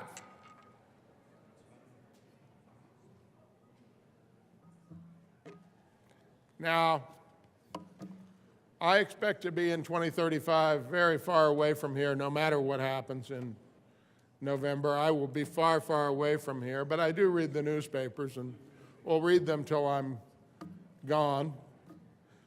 And I'll read and I'll watch, and I'll be able to go on the General Assembly website. Well, then I probably can just sort of look into a little thing that will, by artificial intelligence, will I'll just ask for the thing to be displayed on my blank wall or something, or even through my magic glasses, I'll be able to look and, about 2033 or 34 and find a bill that is going to increase the $700 to catch up with inflation and extend it for another 10 years or maybe indefinitely. Members, I understand this is well-intentioned and it's got merit of a sort, but it truly is taking money out of the pockets of Coloradans and deciding that we want to give it to some other Coloradans. It's taking the money out of the pockets of families, maybe families with 2 or 3 children in school, going to the grocery store. I don't know how many of you go to the grocery store. I suspect that that's one of those things that in observance of women, when I go to the grocery store, there seem to be more women in the grocery store than there are men. So you guys, gals, know better even than I how much things have gone up at the grocery store for a family of 4 or 5. It is those people that you walk by in the grocery store, it is that mother and father sometimes, with a child in the basket and one toddling along behind. It's those people that you're taking this money from to give it to the para-retirees. Just so you know. I mean, maybe you're comfortable doing that and you feel good about it and you say, taking money from them and giving it to a para-retiree on a fixed income is a positive social good. I don't think it is. You might. If you do, I guess you'll vote yes. If you don't, you'll vote no. Thank you. Seeing no further discussion. Still. Okay.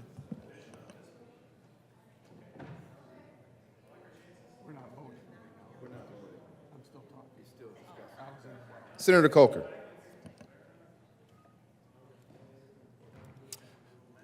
Thank you, Mr. President Pro Tem. I appreciate that. Mr. President, I called me first.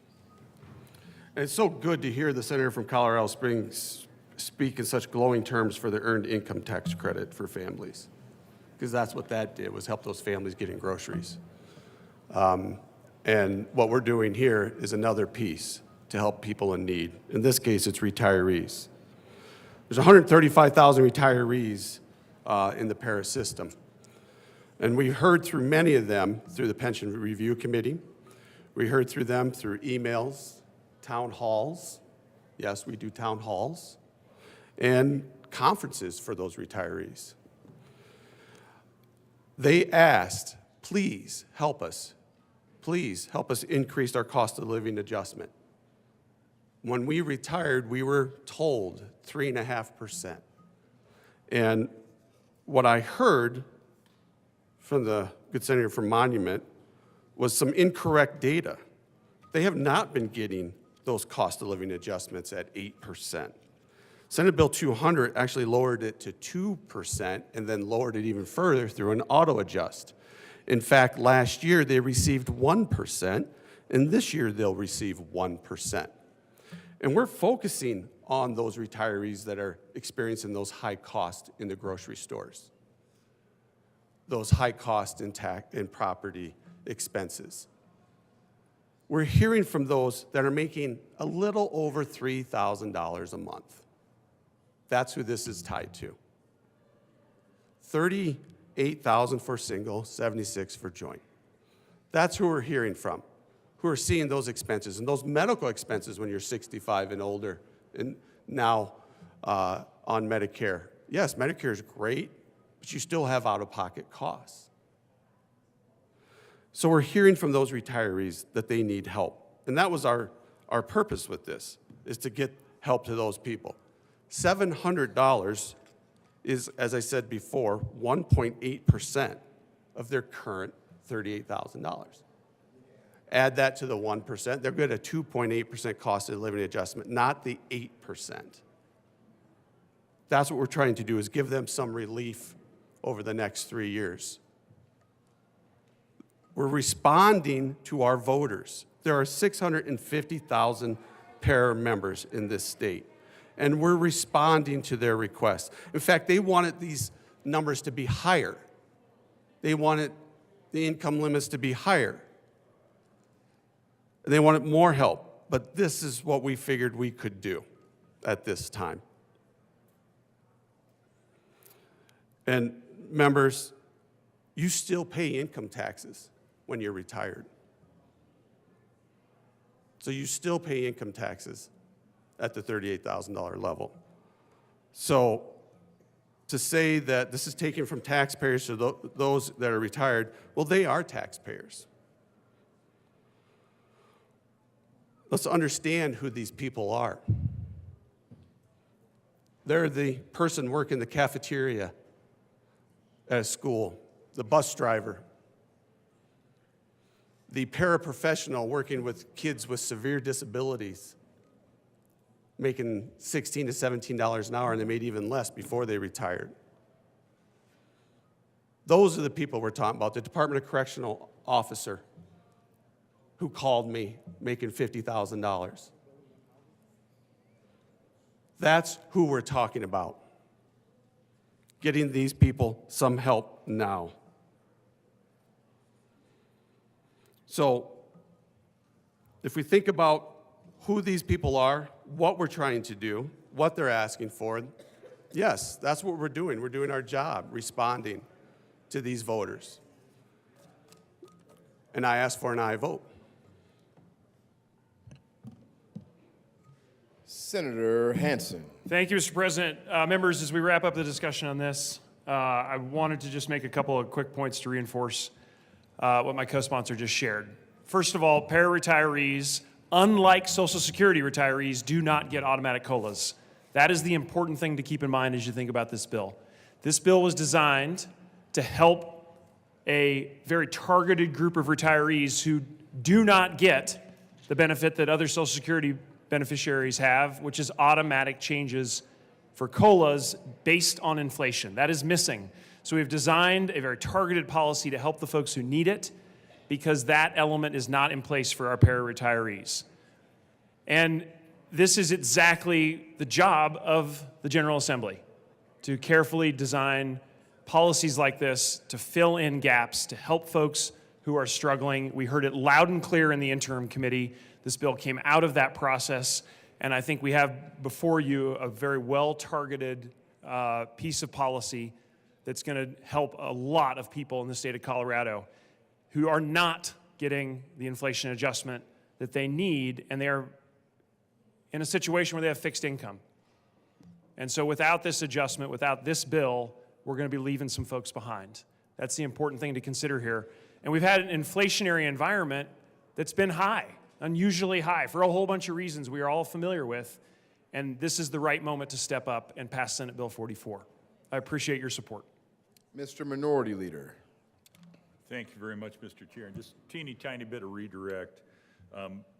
That it is correct. COLA doesn't have automatic COLA increases, but in 2020, it was 1.7. Inflation was incredibly low then. 1.3 in 21. We're mid-COVID there. 22, 5.9. 23, 8.7. So there have been COLA adjustments. And to the question of leaving people behind, absolutely, completely acknowledge that we're potentially leaving people behind, but I'm concerned about the sanitation worker who is not a para-retiree, who has a TABOR refund coming his or her way. The waitress at a diner who pays taxes and absolutely is not a para-retiree, but has a TABOR refund potentially coming her way. You can just run down the litany, and instead of a narrow group of people, para-retirees, whom we care for, we clearly do, all the people of Colorado, and this is in defense of the Taxpayer Bill of Rights. This money is coming out of the TABOR refund, and it is sacrosanct in my mind that we protect that, because it's all the people of Colorado who are paying taxes that deserve, under their Bill of Rights, to have a refund, not just a narrow class of people that we certainly care about, but we should care not only about that narrow class of people, but all the people of Colorado as we carefully craft this policy. I urge your opposition to Senate Bill 44. Senator Hansen. Thank you, Mr. President. And so let me offer some redirect to the redirect. 2 important points. Para-retirees did not get 8.7% COLA. You know who did? Social Security retirees, because that's the federal law. Para board decides every year if there is a COLA. They didn't offer one that was responsive to this high inflationary environment. That's the reason for this bill. Second piece of redirect. I am also concerned about the non-retiree who was a sanitation worker and not in the para system. And I've got great news for you, because this body later this year will look at a bill that will flatten out TABOR refunds and make sure that those exact workers will get more TABOR refund. We got it covered. Please vote for Senate Bill 44. Seeing no further discussion, a division has been requested.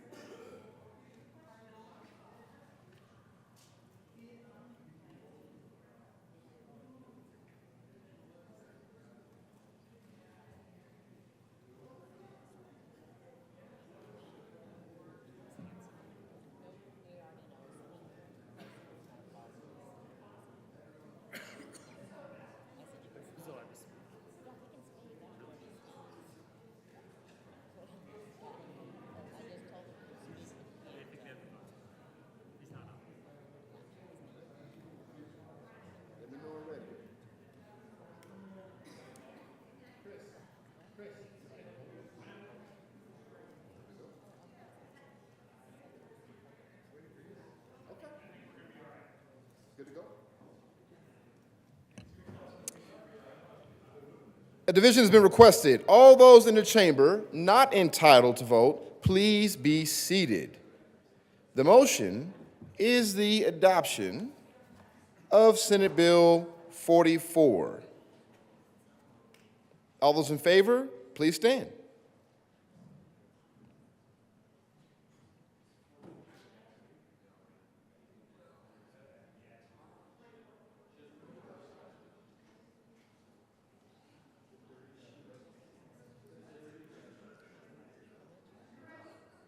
He can't vote.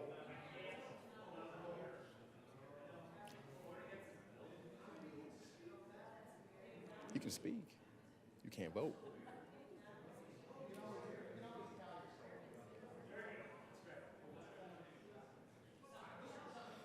The chair, oh, please be seated. I mean, all those opposed, please stand. The chair is not in doubt. The motion for the adoption of Senate Bill 44 is adopted. Would the clerk please read the title to Senate Bill 26? Senate Bill 26 by Senators Roberts and Will and Representatives McLaughlin and Catlin, considering a requirement that members of certain state regulatory bodies who are appointed by the governor hold meetings to elicit public engagement. Senator Roberts. Thank you, Mr. Chair. I move Senate Bill 26, the Agriculture and Natural Resources Report and the Appropriations Report. To the Ag and Natural Resources Report, Senator Roberts. Thank you, Mr. Chair. In the Ag Committee, we made an amendment that allows the commissioners or appointees to hold these meetings as part of their regular meetings that they do for their work serving on the board.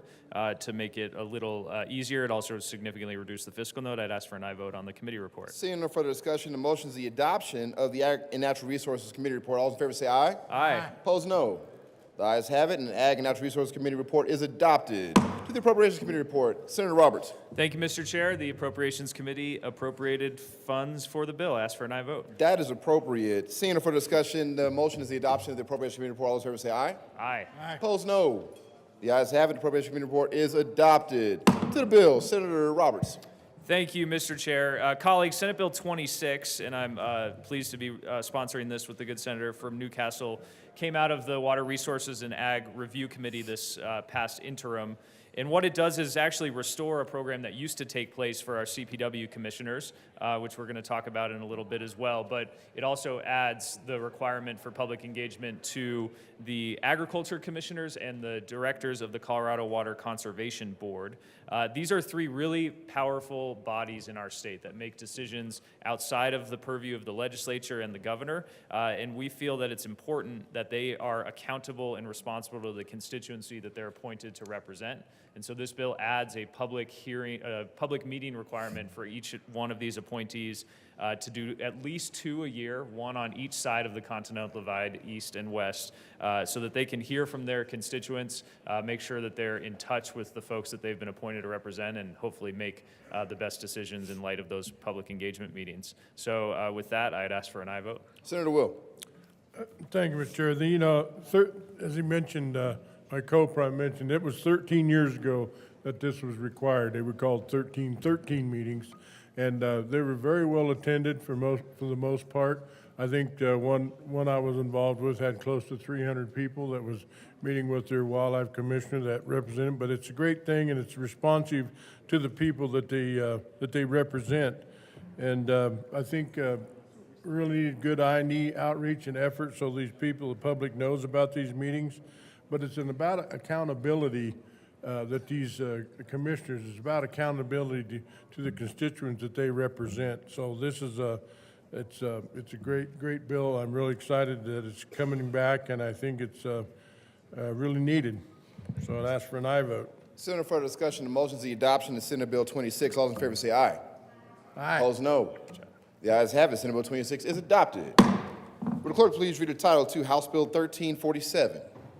House Bill 1347 by Representatives Duran and McCloskey and Senators Rodriguez and Fenberg concerning the payment of the expenses of the Legislative Department. Mr. Majority Leader. Thank you, Mr. Chair. I move House Bill 1347. Seeing no further discussion. There is discussion.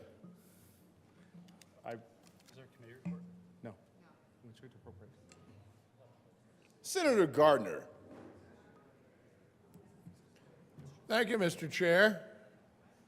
I don't know if I've mentioned to everyone, but, you know, as we deal with the legislative appropriation bill, it always occurs to me, we could be done now.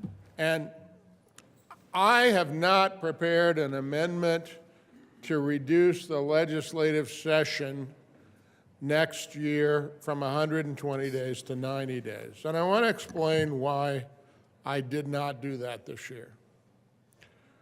I've not done it this year because I'm not going to be here next year. And I'm not going to be thinking every morning when I answer roll, you know, we could be done right now. You can stay here 120 days next year. I don't think it's necessary. I think we could shift our session.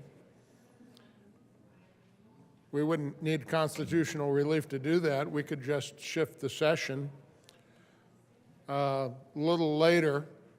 And the reason you'd want to do that is so that you get the March budget forecast there and you're able to deal with that and do one of the two things that we are required to do constitutionally. One is pass a balanced budget, and the other, because of the requirement for providing for K-12 public education, we have an obligation and a constitutional duty to do that.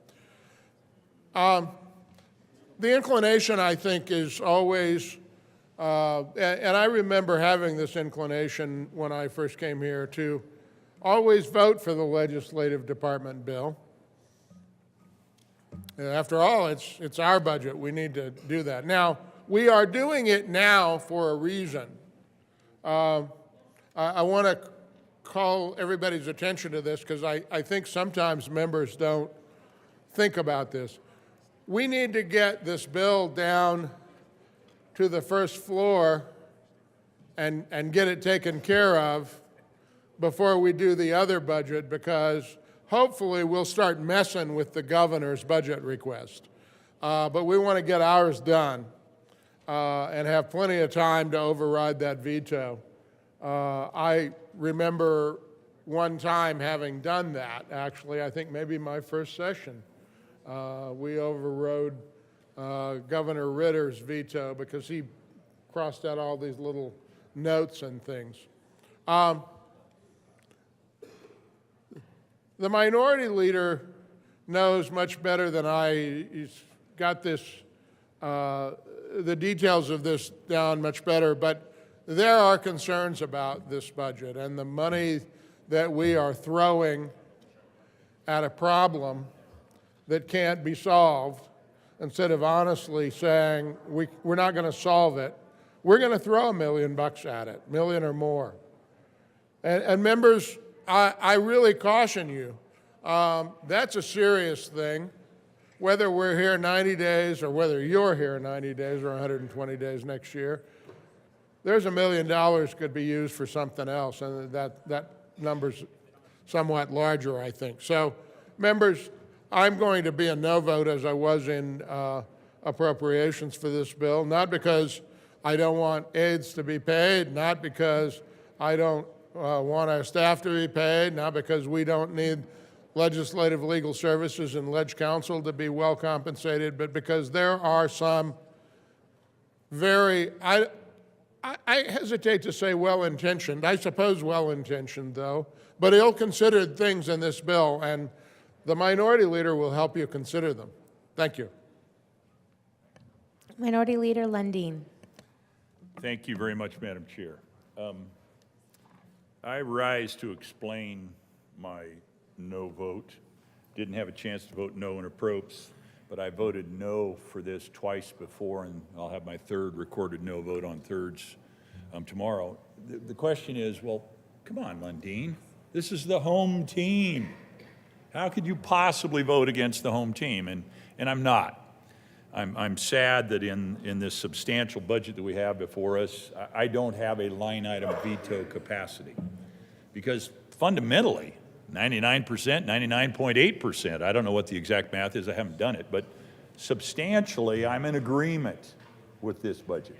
But there's an element in it that cannot go without comment, and in my perspective, must not go without a no vote.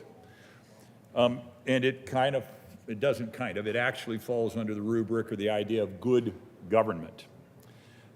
You've all received, I believe, this document here, the Colorado Legislative Department document. It shows you all the details. A little bit of insight for those of you who serve in leadership. Thank you for the extra work you do in leadership. Some members of the broader team of leadership forms the Legislative Council, and the Legislative Council's had a chance to look at this, and I had an opportunity before that broader group of leadership to walk through kind of in a question and answer discussion with staff this issue that I'm going to try and now explain. But I thank all those who serve in leadership, both sides of the aisle, and I encourage those of you who might be thinking about wanting to be in leadership. You've got the broader leadership team, including the whip, caucus chair, and others who form the Legislative Council. And then there's a narrower group of leadership still that participates, and that's the Executive Committee, and that's comprised of the president and the majority leader, the minority leader, and then the same mirror image roles in the House. And so there's 6 members, controlled by the majority party, of course, in the Executive Committee. And so that was the first place where I had the opportunity to see this. And my objection to this budget is not broad, it's incredibly narrow. But there's an element where we are spending money that is, in my opinion, misguided. We're going the wrong direction, and were I able to, as an executive, which is how I've spent most of my life, the benevolent dictator of 10 different companies where I was always 52% owner or more, I could say, well, team, I really appreciate the feedback. I think that that's a good path and validate the ideas that the team had brought forward. Or say to the team, yeah, team, I just don't think that's the direction we want to go. Let's try this other strategy. And as the person with 52% of the votes or more was able to enforce that. Well, we're on a track here that I don't think is a good track, and here's the reason why. We're going to spend $1 million on a project that we know right up front we're not actually going to achieve the results we need to achieve. And it gets more challenging because the requirement is we're looking at probably an $8 or $9 million spend over the next several years to not get at the result we need to get at. And we're in a difficult spot. And I would say, well, let's back up, let's re-envision, let's save the $1 million maybe until we have different technology, et cetera. The $1 million is in the information and technology line item under the Legislative Council staff and Legislative Information Services budget. When you get into the details of it, it's request number R2, and it's $931,000 for vendor document remediation. We all are in agreement of the goal that we want to attain. We must attain, quite frankly, full access for all people of all levels of ability to have insight and access, that's the key word, access to the information of the government that they support and they live under. House Bill 21, so a couple years ago, back in 21, we passed House Bill 21-1110, and it is an access requirement bill. It's in the law. It was passed, both chambers, signed by the governor, and it's in place, and it requires us to provide access. The challenge is, under current technology, with current capacities, to convert a PDF, for instance, this is an example of what we're trying to do, to convert a PDF into a description that a person who is sight impaired could understand, it's incredibly expensive under current technology, and there are not enough people and technologies in place to actually get this done. And so the budget request, this particular line item of the budget request, $931,000 for vendor document remediation. Based on current cost, vendor remediation of PDF documents costs $8.50 a page. The request, the $1 million we're going to spend on this, or almost $1 million we're going to spend on this, will allow the legislature to remediate approximately 85% of documents going forward. So we're doing better, meaningfully better, but we're still not getting done what we're required to do under the law, under Senate or House Bill 211110. And there's a conversation. Quite frankly, the proponents and sponsors of that bill are being very good actors, saying, get it, understand this is a difficult spot. We're considering how to get this done, perhaps a little bit more time. And that is a positive, good conversation. And that is also part of the reason why I say we shouldn't be spending this $1 million, or almost $1 million, this way at this point. We should reserve, because we're not even able to solve our problem going forward. And then the real bogey, the real big dollars, come into the fact that we have an entire inventory, a library of documents that we are responsible for making accessible, for remediating and walking through this process. So, long and wonky inside baseball conversation. And as I close in explaining why I'm a no vote on this, I want to call out to the staff who have done a spectacular job of doing everything they could possibly do to try to comply with the law, to try to find ways to do what needs to be done. I am so grateful for the hard work, the sweat of the brow, probably the tears occasionally, and maybe tears of blood, who knows, that they have given us in pursuit of this. And it's really hard to say I'm going to be a no vote, but somebody has to stand here and say, from a leadership position, I don't think this is the right track. We should be on a different track, a better track, and we shouldn't spend the hard-earned tax dollars of the people of Colorado until we can get on a track that will actually comply with the law and solve the problem before us. So if you want to hear the complete story, or as Paul Harvey would have said 1,000 years ago, the rest of the story, check in with me and I'll give you more, because I am getting glazed eyes and no eyes. So I am going to say that is the explanation for my no vote. Thanks to the leadership for bringing the bill. Obviously, it's the home team. We got to move this forward. And thanks to you all for listening to my argument why I'll be a no vote, and a desire to find a slightly different pathway that would, I think, be a better custodianship of and a better stewardship of the almost $10 million that is represented by this $1 million placeholder that is in this particular budget. Thank you, Madam Chair.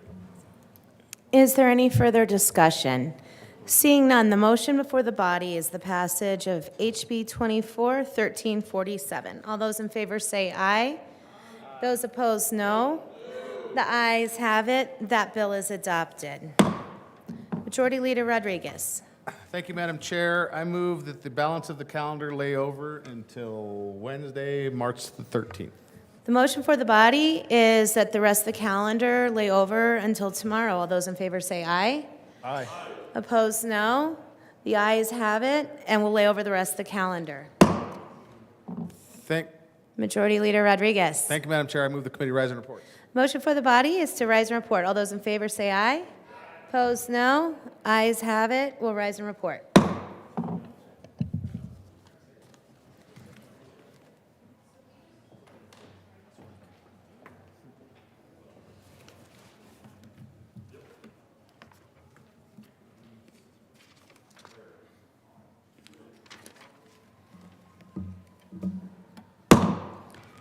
The Senate will come to order. Senator Marchman.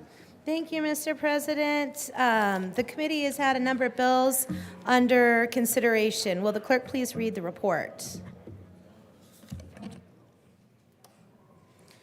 March 12, 2024, Mr. President, your Committee of the Whole begs leave to report it as had under consideration the following attached bills, being the second reading thereof, makes the following recommendations thereon.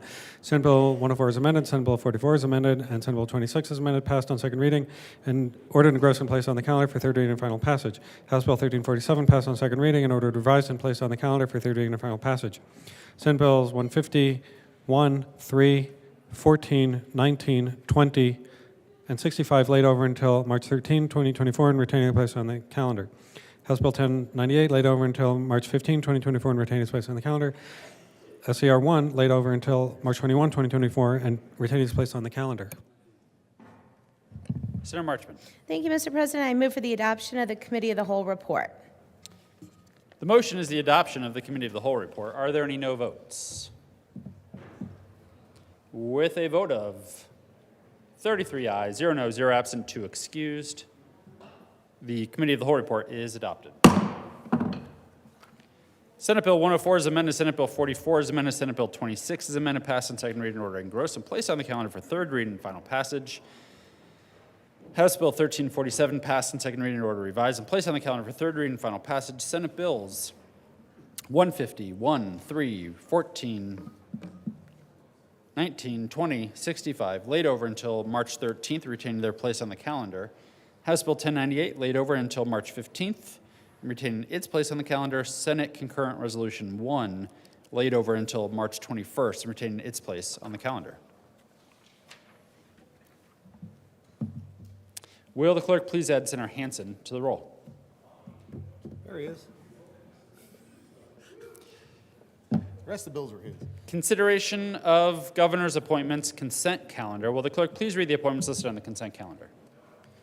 Member of the Coal Mine Board of Examiners for a term beginning July 2nd, 2023 and expiring July 1st, 2027, Hugh Vince Cowan of Peonia, Colorado, to serve as a coal mine owner, operator, manager, or other mine official actively engaged in underground mining appointed. Members of the Board of the Great Outdoors Colorado Trust Fund for terms expiring April 15, 2027, Letitia Martinez of Denver, Colorado, to serve as a representative of the 1st Congressional District reappointed.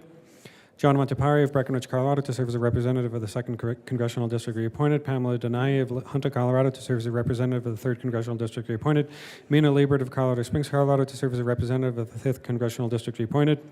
Morris J. Siegel of Boulder, Colorado, to serve as a representative of the 2nd Congressional District reappointed. Jahai Simbai of Wheat Ridge, Colorado, to serve as a representative of the 7th Congressional District reappointed. Members of the Colorado State Fair Authority Board of Commissioners for terms expiring November 1, 2027. Deb Suniga of Greeley, Colorado, to serve as a representative of the 2nd Agriculture District and as a Democrat reappointed. Darius Allen of Alamosa, Colorado, to serve as a representative of the 3rd Agriculture District, Agriculture, and as a Republican reappointed. Colleen Hale of Montrose, Colorado, to serve as a representative of the 4th Agriculture District as an unaffiliated appointed. Members of the State Board of Stock Inspection Commissioners for terms expiring May 1, 2027. Natalie Rogers of Yuma, Colorado, to serve as a representative of the confinement cattle industry appointed. Stephen Wooten of Kim, Colorado, to serve as a representative of the non-confinement cattle industry appointed. Members of the Colorado Resources and Power Development Authority for terms expiring October 1, 2027. Stephen Eric Vandiver of Alamosa, Colorado, to serve as a representative for the Rio Grande Drainage Basin as a representative with experience in the engineering aspects of water projects reappointed. Michael Fabre of Crested Butte, Colorado, to serve as a representative from the Gunnison and Compagre Drainage Basin and as a representative with experience in water project financing reappointed. Matthew Schuler of Walden, Colorado, to serve as a representative from the North Platte Drainage Basin appointed. Member of the State Personnel Board, Kimberly Dempster of Denver, Colorado, reappointed. F. Robert Lee of Littleton, Colorado, reappointed. Members of the Colorado Channel Authority Board of Directors for terms expiring October 6, 2027. Bart Miller of Centennial, Colorado, to serve as a representative who has experience in the business operations of broadcast journalism, reappointed. Megan Yergemeyer of Denver, Colorado, to serve as a representative who has experience in the business operations of broadcast journalism, reappointed. Jessica Bralish of Arvada, Colorado, appointed. Mr. Majority Leader.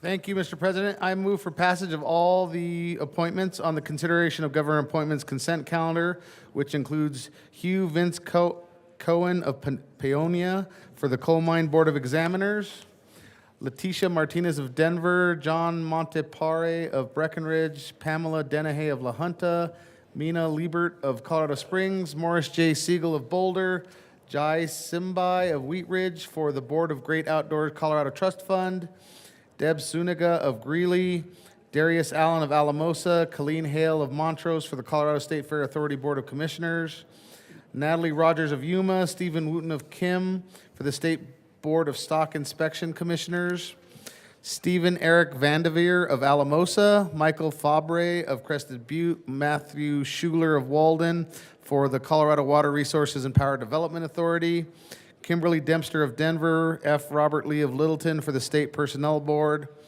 Bart Miller of Centennial, Megan Jurgemeyer of Denver, Jessica Bralish of Arvada for the Colorado Channel Authority Board of Directors. Is there any discussion? The motion is the confirmation of the appointments on the consent calendar. Are there any no votes on the consent calendar? With a vote of 34 ayes, 0 no, 0 absent, 1 excused, the appointments are confirmed. Consideration of governor's appointments. Will the clerk please read the appointments to the Parks and Wildlife Commission? Members of the Parks and Wildlife Commission for terms expiring July 1, 2027, Jess Bolio of Denver, Colorado to serve as a representative of Outdoor Recreation and Parks Utilization appointed, Gary Skiba of Durango, Colorado to serve as a representative of sports persons and a member west of the Continental Divide appointed. For a term expiring July 1, 2027, John Jack Murphy of Aurora, Colorado to serve as a representative of Outdoor Recreation and Parks Utilization appointed. Senator Roberts. Thank you, Mr. President. I would like to sever Gary Skiba from the Parks and Wildlife Commission. Members, because of the motion to sever the appointments, we will first take a vote on the appointment of Jess Bulou to the Parks and Wildlife Commission. Then we will secondly take a vote on Gary Skiba.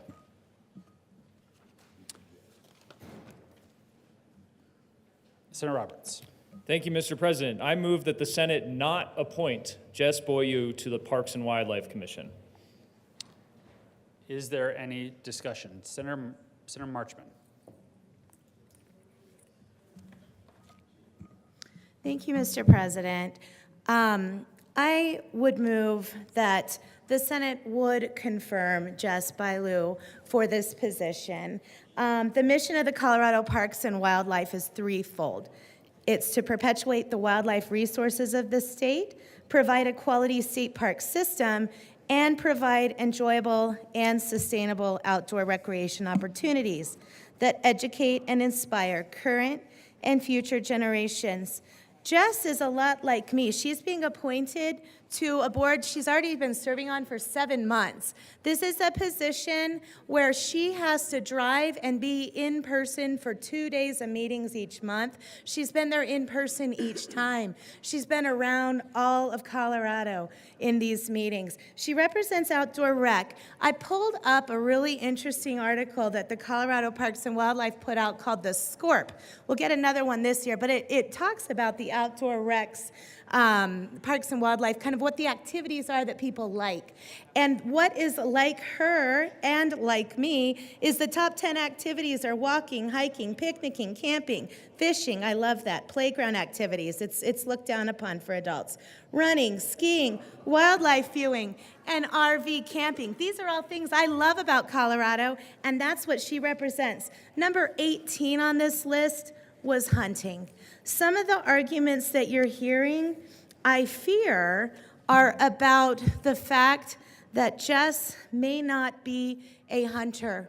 We heard that she did not ever have a state park pass. Well, she also has a full-time job, and she's kind of in her career now, so she's working. And so she can't really get much further outside of the metro area until she had the opportunity to serve on this board. So one of the things that was held against her is she had never been to a state park outside of the metro area. And to that I say, okay, that's fine. Not everybody's privileged enough to get to take the time and money to do that. Another argument that I heard is that statutorily, she is not qualified. But I'm going to read that statute out loud. In appointing members to the commission, the governor makes appointments that ensure a reasonable balance of the following areas of knowledge and expertise: outdoor business, service as a current or former local elected official, youth or outdoor education, wildlife biology or science, that's what Jess is, that's number 4 on the list, energy and conservation, beneficial uses of water, land conservation and conservation easements, and diversified trails, interests, and activities. That's number 8. So the governor can give preference to people who have more than one type of experience, just like Jess. She has a degree in wildlife ecology, knowledge and experience in diversified trail interests and activities, and a lot of history in outdoor recreation. So I would urge your aye vote. I will also mention she has been serving for 7 months on a committee with 3 women. For us to now tell her she's no longer included would mean we'd only have 2 women on that. And I'll mention too, she replaced a woman on this committee. Thank you. I urge an aye vote.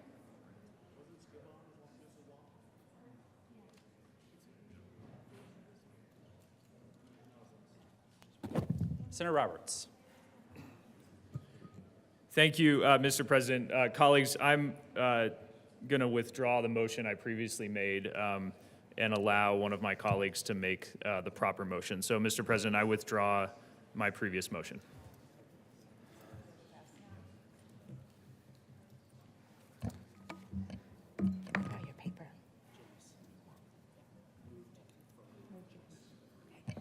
Senator Marchman. Thank you, Mr. President. I move to confirm Jess Bailu to the CPW Commission, and I ask for an aye vote. Obviously, I'm sorry. That is a proper motion. And members, just to explain, the previous motion was to not confirm, which is kind of an interesting motion. And I understand the senator was following what was in his script, but after thinking about it, that would be the opposite of what the motion should be. And so the motion on the table right now is to confirm Ms. Bailu to the CPW.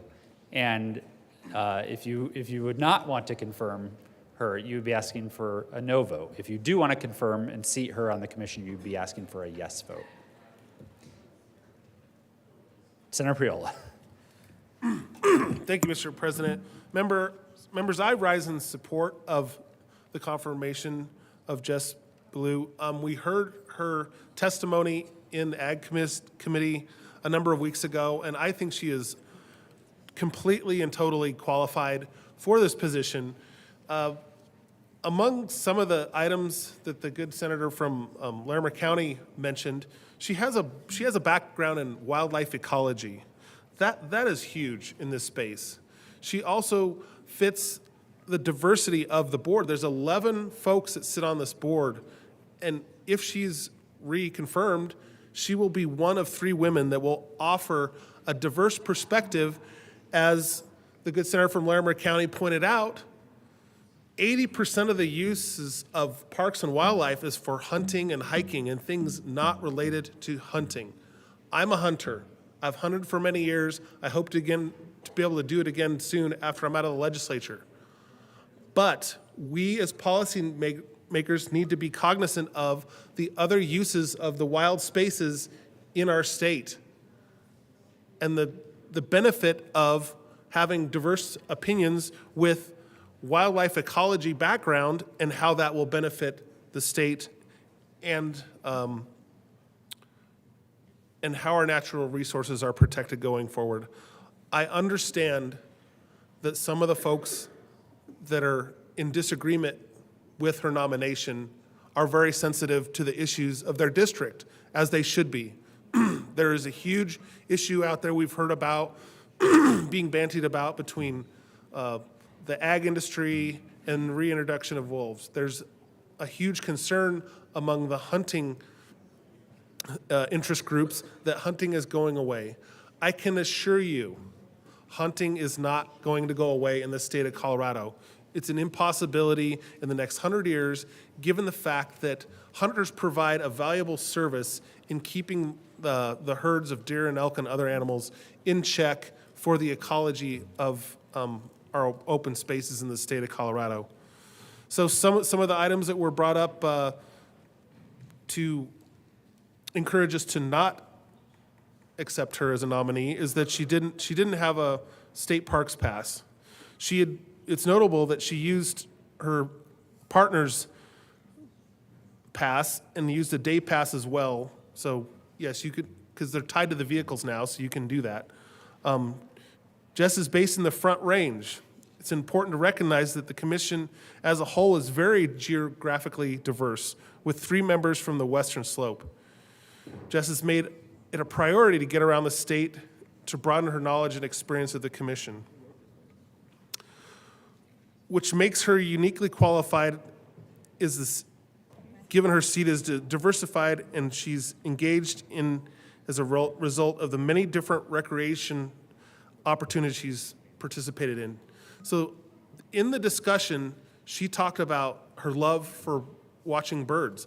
That is a completely allowable use of state parks and wildlife and should not be demeaned and diminished because she doesn't participate as fervently as some folks who want to keep the Parks and Wildlife Commission stacked in a certain manner for their benefit. There are many residents of the state of Colorado that appreciate just simply going on a hike or enjoying wildlife in its wild nature. They don't want to take animals for meat. And that should be allowed, and that diverse perspective of which Jess Below, I'm sorry if I'm probably butchering her last name, should be nominated. I ask for an aye vote. Senator Will. Thank you, Mr. President, and I'm asking for a no vote of Jess Ballou. I'm going to start with saying, I want to thank all these wildlife commissioners for their willingness to serve, and I want to state that there's nothing personal about this whatsoever. I like all the nominees personally. I just don't think they'll make good wildlife commissioners.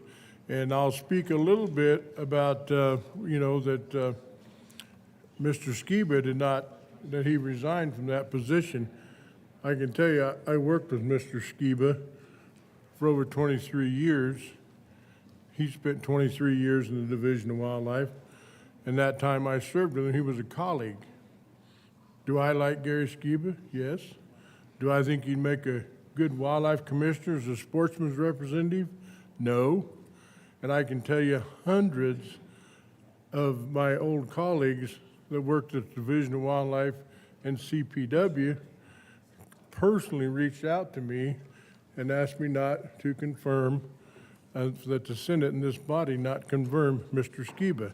And I have the same feelings a little bit about, Jess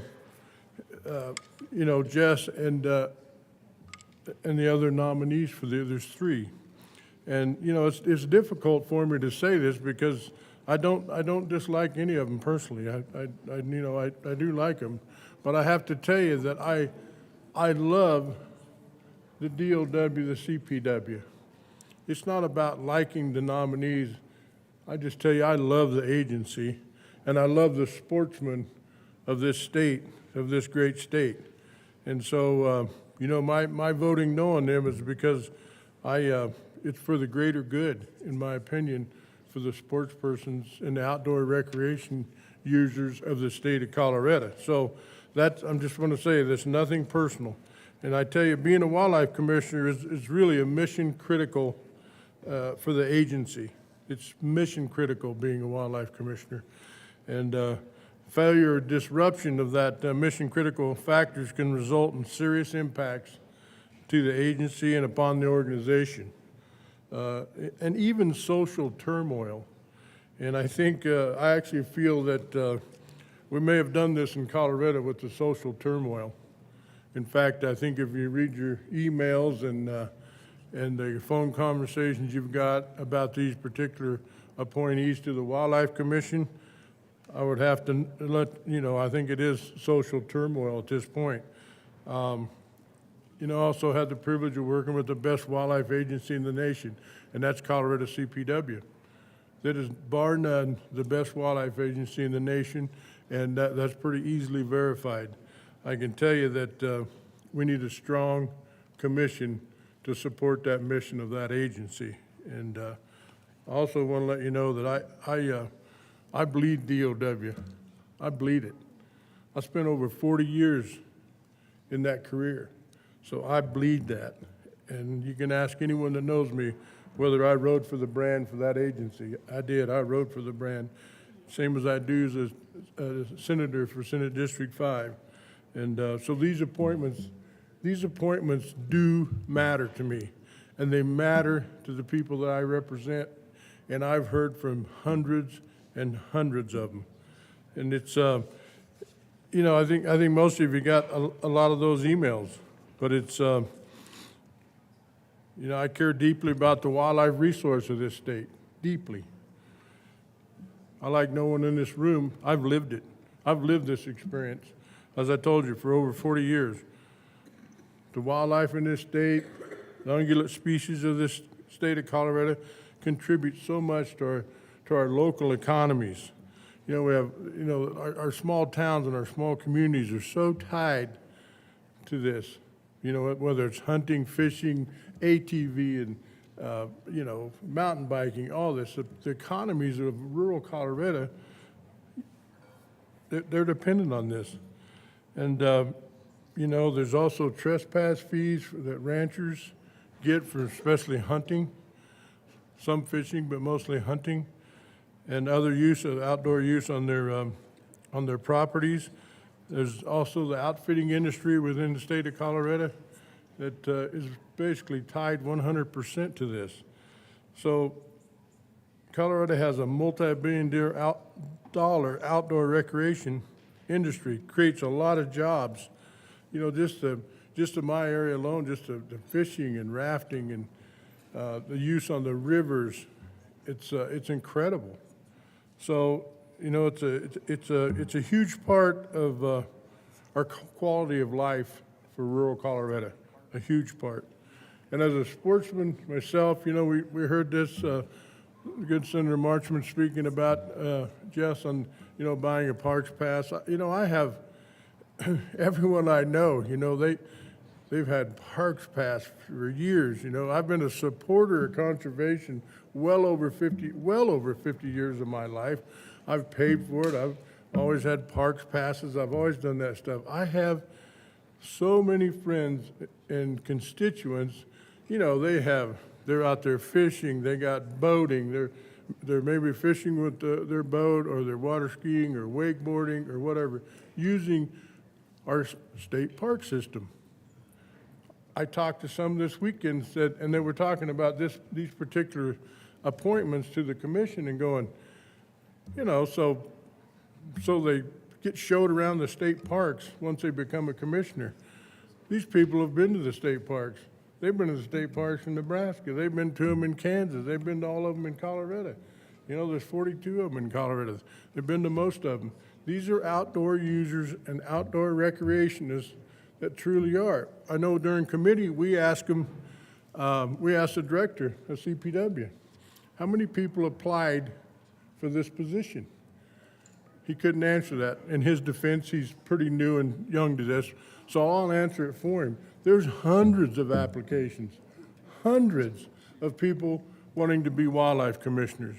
So I think there was actually the question was asked about how did you learn about this particular job of being a wildlife commissioner. Didn't get a very good answer on that. I'm telling you, there's people that are sportsmen and outdoor enthusiasts and recreational users in this state of Colorado that know all about that and would love to be commissioners. They weren't just sought out because of certain reasons. So, you know, as a sportsman myself who values the Colorado wildlife and our outdoor heritage, I strongly urge this body to vote against these two appointments today and vote them down so we can find qualified individuals to fill these spots. As I said, hundreds of people apply for these commissioner jobs and these seats.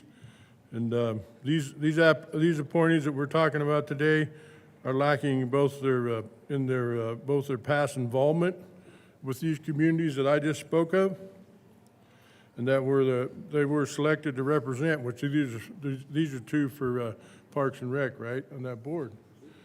There's two of those slots. The sportsman has since resigned, so These are for the recreational part. So, we must maintain the North American model of wildlife conservation. And, I heard from so many people across my district and actually across the western part of Colorado.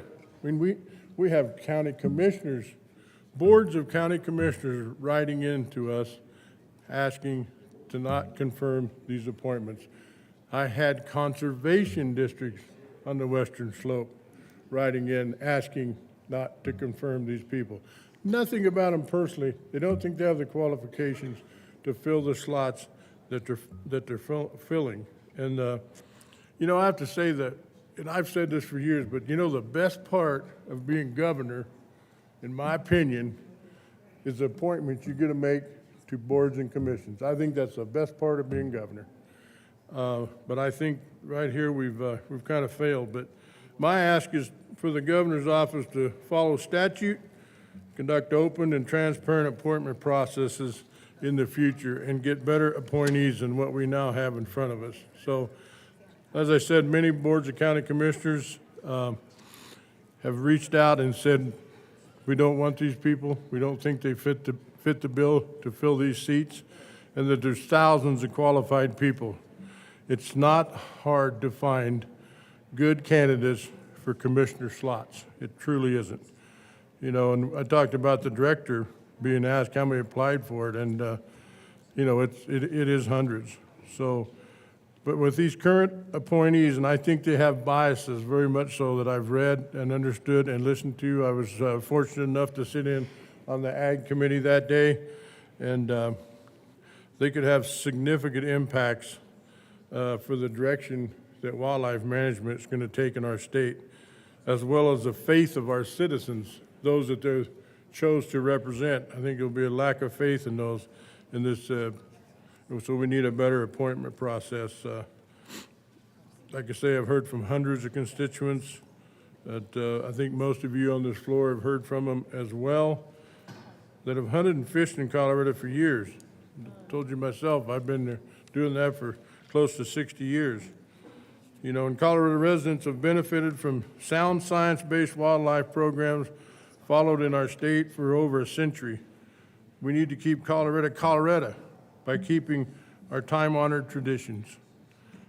And the extremists are the few, it's just few trying to destroy the traditions and values that have been a vital part of our state's heritage since its inception. So I want please join me and the hundreds of other thousands of residents and non-residents. Colorado is a big non-resident state, especially for hunting, but all other recreational pursuits. And that support the continuous to science-based wildlife management, not the emotional delusions of a small minority. Wildlife management, I can tell you, it's about populations. It is not about individual animals. It's about populations and population management. I have to tell you, here a couple years ago, I went to a Wildlife Commission meeting down in Gateway, Colorado. We were talking about wolves at that meeting. And the room in the hotel was just packed with people. Obviously, because we were talking about wolves, there was a lot of interest down there in that far west end of Colorado, that Gateway. And we took a break, and I'm standing around talking. I knew several of the people in the room there, and 5 or 6 of us were off the side talking at the break. And to kind of drive my point forward, all those people said to me, they said, Perry, you know what scares us more than you guys dumping wolves on us? I said, no, what's that? They said, the makeup of that commission. Scared them more than getting wolves put onto them in the west slope of Colorado. So that's pretty telling, I think. But someone who enjoyed a 40-plus year career like myself with the Division of Wildlife and then the Colorado Parks and Wildlife, not only as an employee, but that knows wildlife management, also the outdoor industry, but as a sportsman to boot. I am that sportsman. I don't feel these individuals represent the state's best interest at all. And I feel the Senate's role today in shaping the future of Colorado and wildlife management is pivotal. What we do today is pivotal, and the vote we take today is pivotal for the future of Colorado and wildlife management in the state of Colorado. The importance of selecting commissioners who can serve all Coloradans equitably is a trust bestowed upon us today, and it's bestowed upon all of us today. And we need to make a decision that benefits our state's wildlife and our natural resources, as well as those that seek to enjoy those resources. And that's the people out there enjoying the great outdoors of Colorado. And I don't care if you're bird watching, hunting, fishing, snowmobiling, mountain biking, whatever. We need wildlife commissioners who understand and respect the diverse perspectives of our state's outdoor community. And that means respect all of it. That, you know, it was spoken that maybe these appointees aren't hunters. Didn't ask them to be hunters, right? That's what I enjoy. Many people in this room enjoy that. But that doesn't mean I'm judging you because you enjoy mountain biking or whatever it is, cross-country skiing, whatever, using these outdoors. So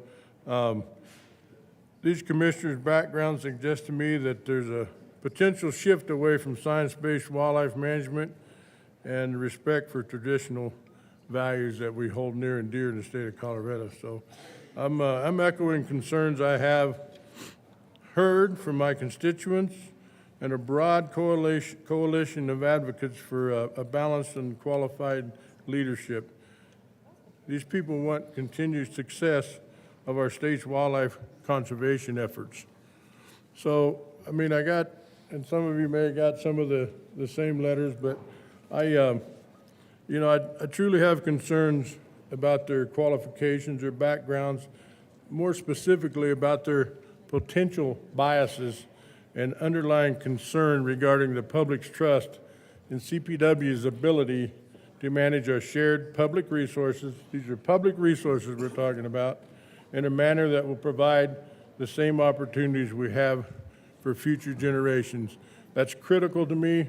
As many of you know, I have several granddaughters that enjoy the sport of hunting, they enjoy water skiing, they enjoy wakeboarding, they enjoy all the outdoors, from skiing to everything else, ATVing, side-by-sides, you name it, they're outdoors doing it.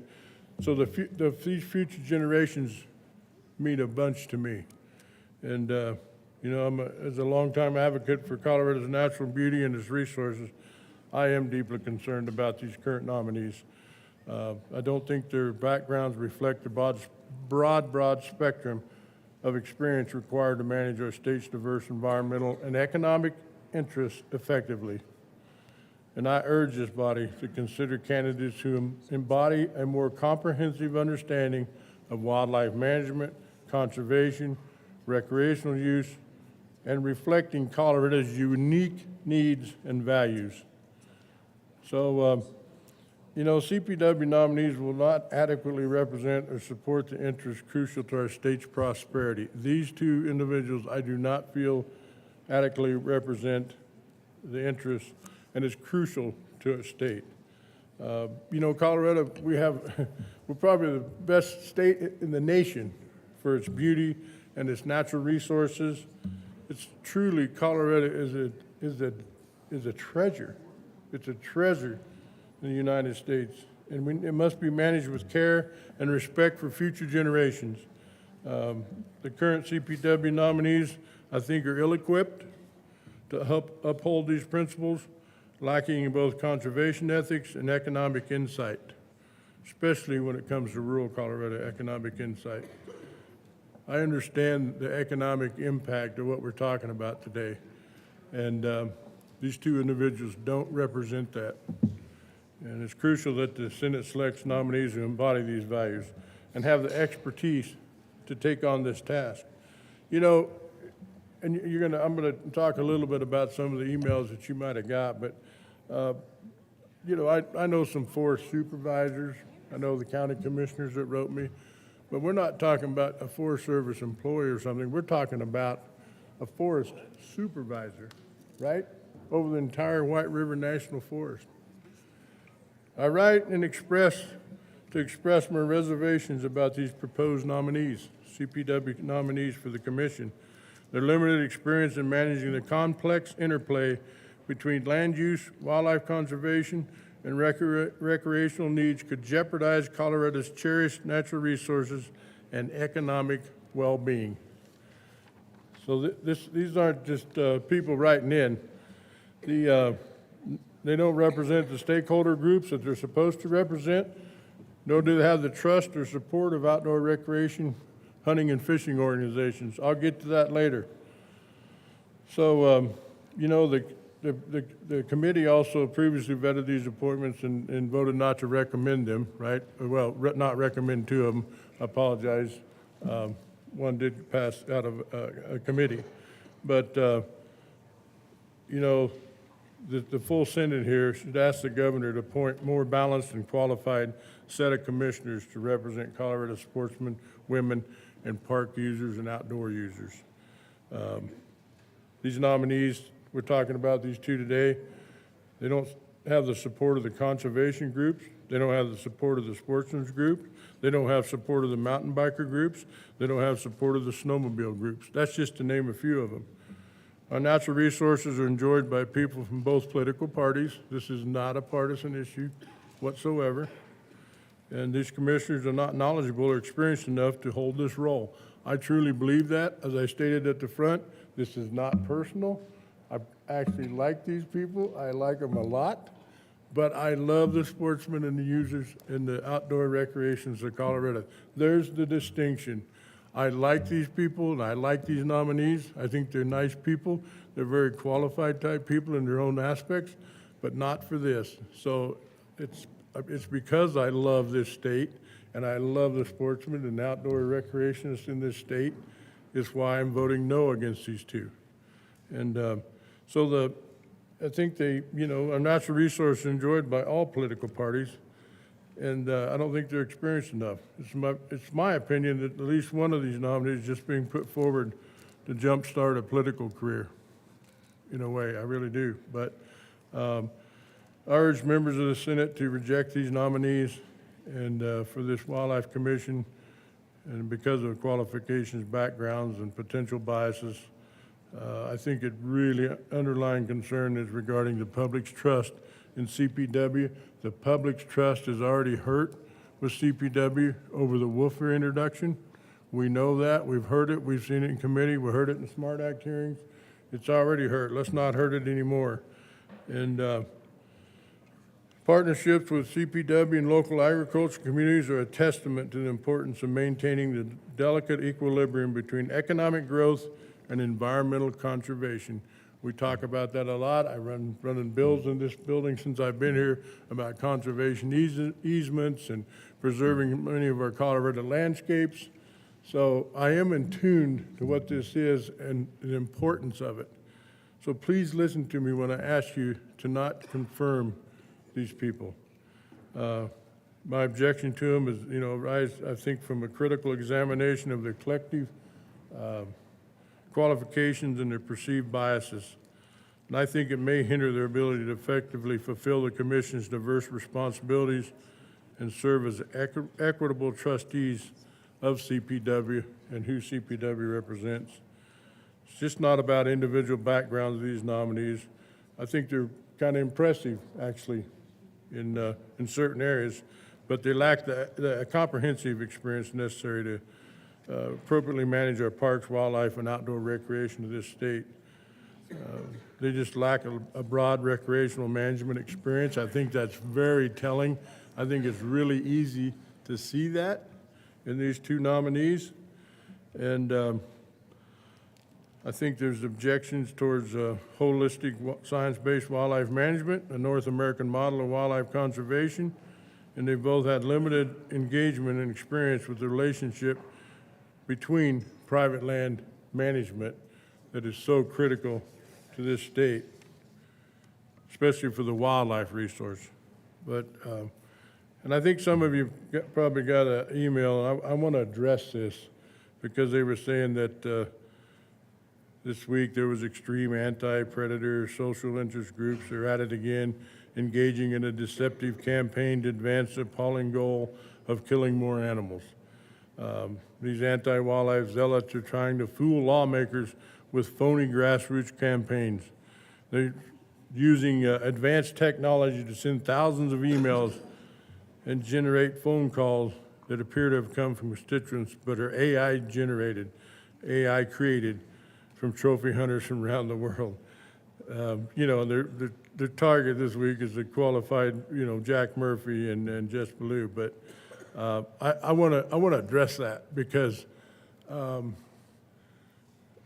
got hundreds and hundreds of emails, and I might just, if I could, Mr. President, could I grab my computer for a second? A senatorial 30-second. Senatorial 30-second is granted. Thanks. In the meantime.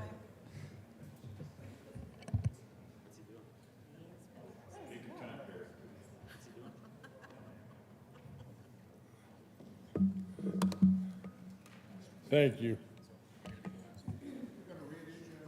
Senator Will, I would like some other folks to have a chance to discuss on this important topic. So I'm happy to give you a little more time, but I do know that you got a lot of emails because I got them too. So maybe just read one. Thank you, Mr. President. What my purpose in this is that I'm trying to debunk this, that was AI created, okay? So they were not, and I can go down through the list and I won't go through them all, but I can tell you, I know 90% of the people that sent me an email. I know where they ranch, I know where they live, I know where they hunt. I've known them for 40 and 50 years. These are not AI-generated emails. These are from real Coloradans. These are from real sportsmen and outdoor enthusiasts in the state of Colorado that we're here to represent. And I'm telling you, I know them 90% of the emails I got. That's the point I want to make. I want to debunk that those were not AI-generated. And I can't imagine that I got 90% of them that weren't AI-generated. So I'm just telling you. Thank you, Mr. President. I may have a few more things to say, but I'll let other people talk. Thank you. Thank you, Senator Will. Senator Gonzalez.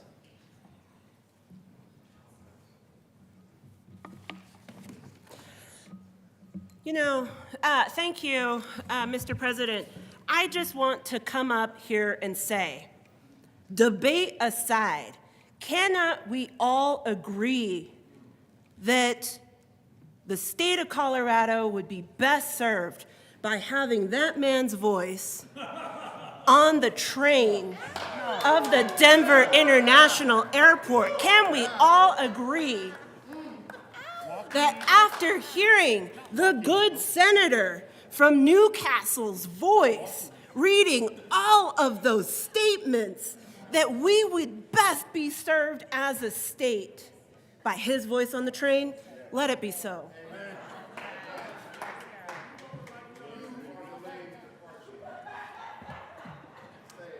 Senator Pelt.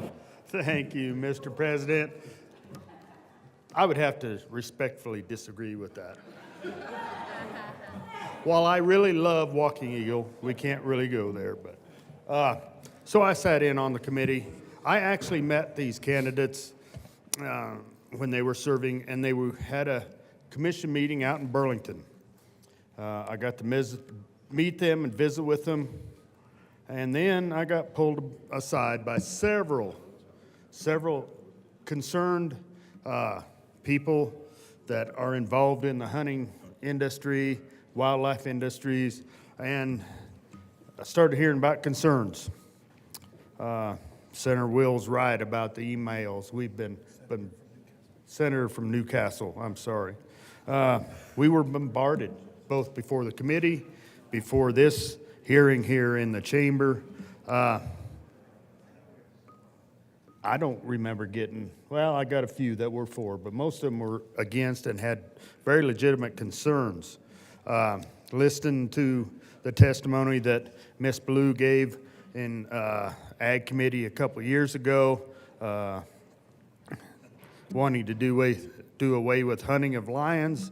It's very concerning that a person like that would be appointed to the commission that is supposed to be in support of hunting, wildlife, and all that. So that testimony was very concerning to me also, and along with that, I just cannot in good conscience vote to confirm either Mr. Murphy or Ms. Ballou. Thank you. Senator Pelton. Thank you, Mr. President. I rise in opposition of these two appointments, but I just want to tell everybody that I am assigned to the Agriculture Committee, and the day that this was going to happen, I decided to let the good senator from Newcastle take my spot. And here's why. I've known the good senator from Newcastle for many, many years. My family has known him, and he has wanted to be a DOW officer since he was 7 years old. And when he comes up here and says that these CPW appointments will not respect what Colorado is, I trust him. I trust what he says, because I get to represent rural Colorado as well. And rural Colorado has a big problem with not only these appointments, but what CPW board is doing, the commission is doing now. They have a huge issue. And they would like somebody who represents them and not what this governor wants. So I trust the good senator from Newcastle to take my spot to make these decisions, because we are tired of getting run over by this governor. So I ask to please trust what he said. Trust what he says about these people not being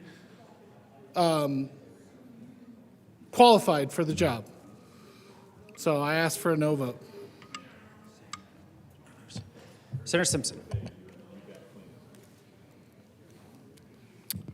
Thank you, Mr. President. Colleagues, this is one of those kind of challenging, difficult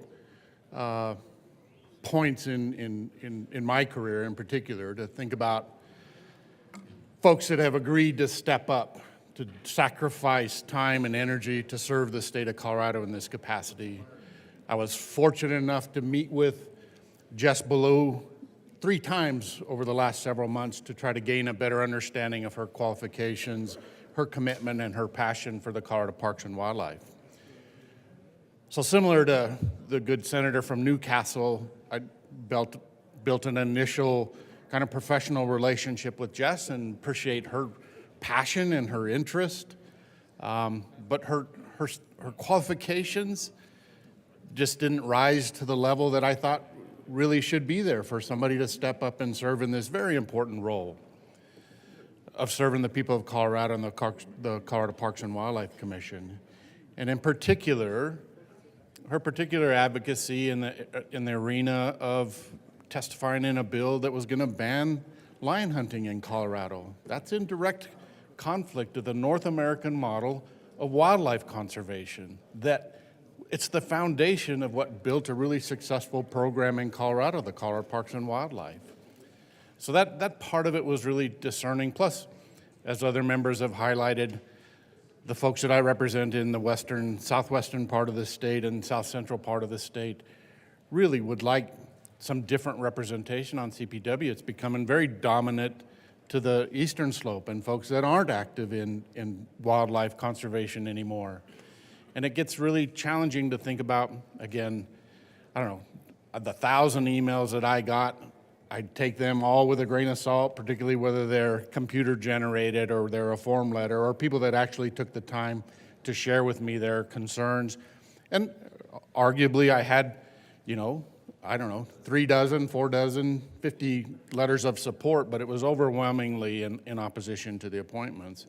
And I remember having some discussions with the nominees about, I'm sure you're going to adapt and learn this position well, but it really came down to, why would we put somebody in the position that needed to learn it going forward Why don't we appoint people that are qualified, ready to go, committed to the mission of the Colorado Parks and Wildlife Board and the people that it serves across the state?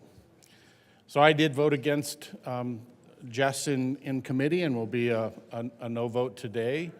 But think there's a much better path for us going forward, and the governor had hundreds of applicants to fill these positions and can find people that are better qualified and better suited to serve CPW in its role and mission and be good stewards of that valuable resource for the state of Colorado. I'm a no vote today. Mr. Minority Leader. Thank you very much, Mr. President. It's tough to follow the speakers that have already spoken, even though I drive a truck that's got a license plate that says Hunting and Fishing Fund Conservation. It's tough to follow the folks who have made their lives in agriculture and wildlife management, even though I've been a hunter since I was a kid, and I've hiked the beautiful mountains of Colorado, the wilderness areas, the state parks, the national parks, and the wilderness areas since I was a preteen. They speak with an authority that I do not have, but let me make a couple observations. It appears to me that this conversation really is about which brand do you ride for? And I would argue that a brand that allows for hunting in all its grand traditions also allows for what are frequently called the non-consumptive uses of our parks and wildlands. Now, I will tell you, I'm a hunter. I figured out we're going first season rifle elk down in 81. I've had good luck on Osier Mountain before. I think I'm gonna go back down there myself. But I am also a rafter, a hiker, a mountain biker, a fisherman. Well, and I'm qualifying my fishing as non-consumptive because it is rare that I actually keep a fish, even when I catch them. Mostly catch and release. So this brand that the good senator from Newcastle, who has dedicated his life to hunting, fishing, allows for, supports, understands, and gives encouragement to the non-consumptive, as they're described, even though I would argue somebody who hikes into the woods and doesn't, as I have always done, leave nothing behind but footprints, take nothing but memories and an occasional photograph. I've run into non-consumptive hikers who do more damage in the beauty of Colorado than the hunters and fishermen who actually go out to take something back with them when they come, a legally taken animal. But it is the capacity of those who hunt and fish to understand and support those, again, non-consumptive uses as well. It is, however, challenging for the people who show up and say, the future is all non-consumptive use. This hunting thing, I'm uncomfortable with that. And we need to have a new brand in Colorado. That is what this conversation is about. Do you support a brand that allows for both? Or do you support a brand that wants to change what it means to respect and work and live in the outdoors of Colorado? You know, there's conversation around the North American tradition of wildlife management. That's incredible. I mean, we have done more when we were on the verge of losing species to bring them back. And we do more to provide for healthy herds of wildlife by taking a few, a properly managed few. And in the end, doing it that way supports for the people who want to hike and raft and mountain bike in the beauty of Colorado, which I do all of those as well. I think that it was kind of challenging to me. It was ironic in the extreme. It was almost laughable when I heard someone say, well, hunting's not going away because, the conclusion was, it's a valuable service. Well, I'm not so sure that I believe that comment, because people who would utter those words would say, I'm going to run a bill. Says you can't pull a permit to drill an oil well. You want to talk about valuable service? 2030 and beyond, never again.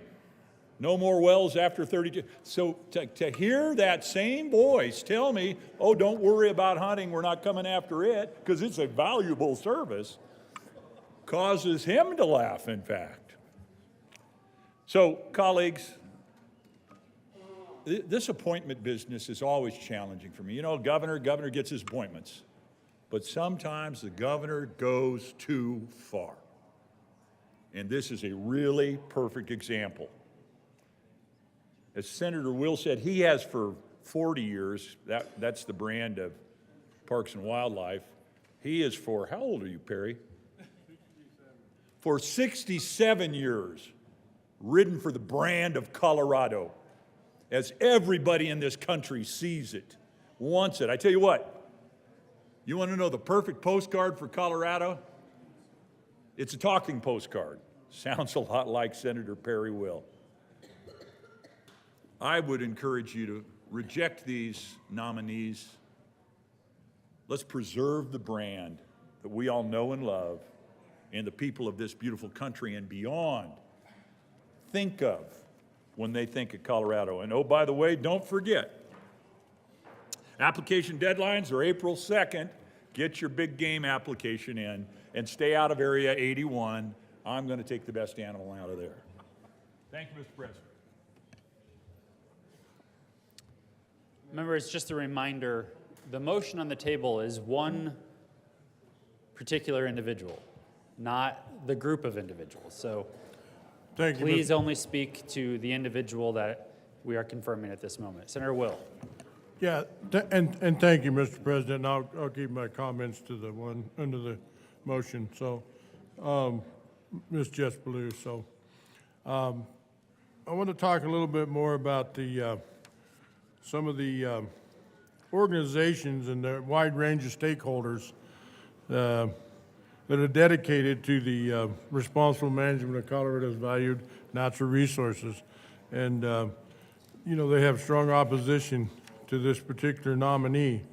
And I want to just read off a few of those. I mean, it's Colorado Farm Bureau, Colorado Cattlemen's, AG&C, which is Associated Governments in Northwest Colorado, Rocky Mountain Elk Foundation, SCI, Safari Club International, Gunnison County Stock Growers, Colorado Trappers and Predator Hunters Association, Colorado Outfitters Association, Colorado Wool Growers Association, Coloradans for Responsible Wildlife Management, Muley Fanatic, CORE, Trails Preservation Alliance, Colorado Snowmobile Association, Gunnison Wildlife, also the Muzzleloader Association, Backcountry Hunters and Anglers, National Wild Turkey Federation, and the list goes on. These are all stakeholders that are opposing this nominee, and they have strong opposition to it.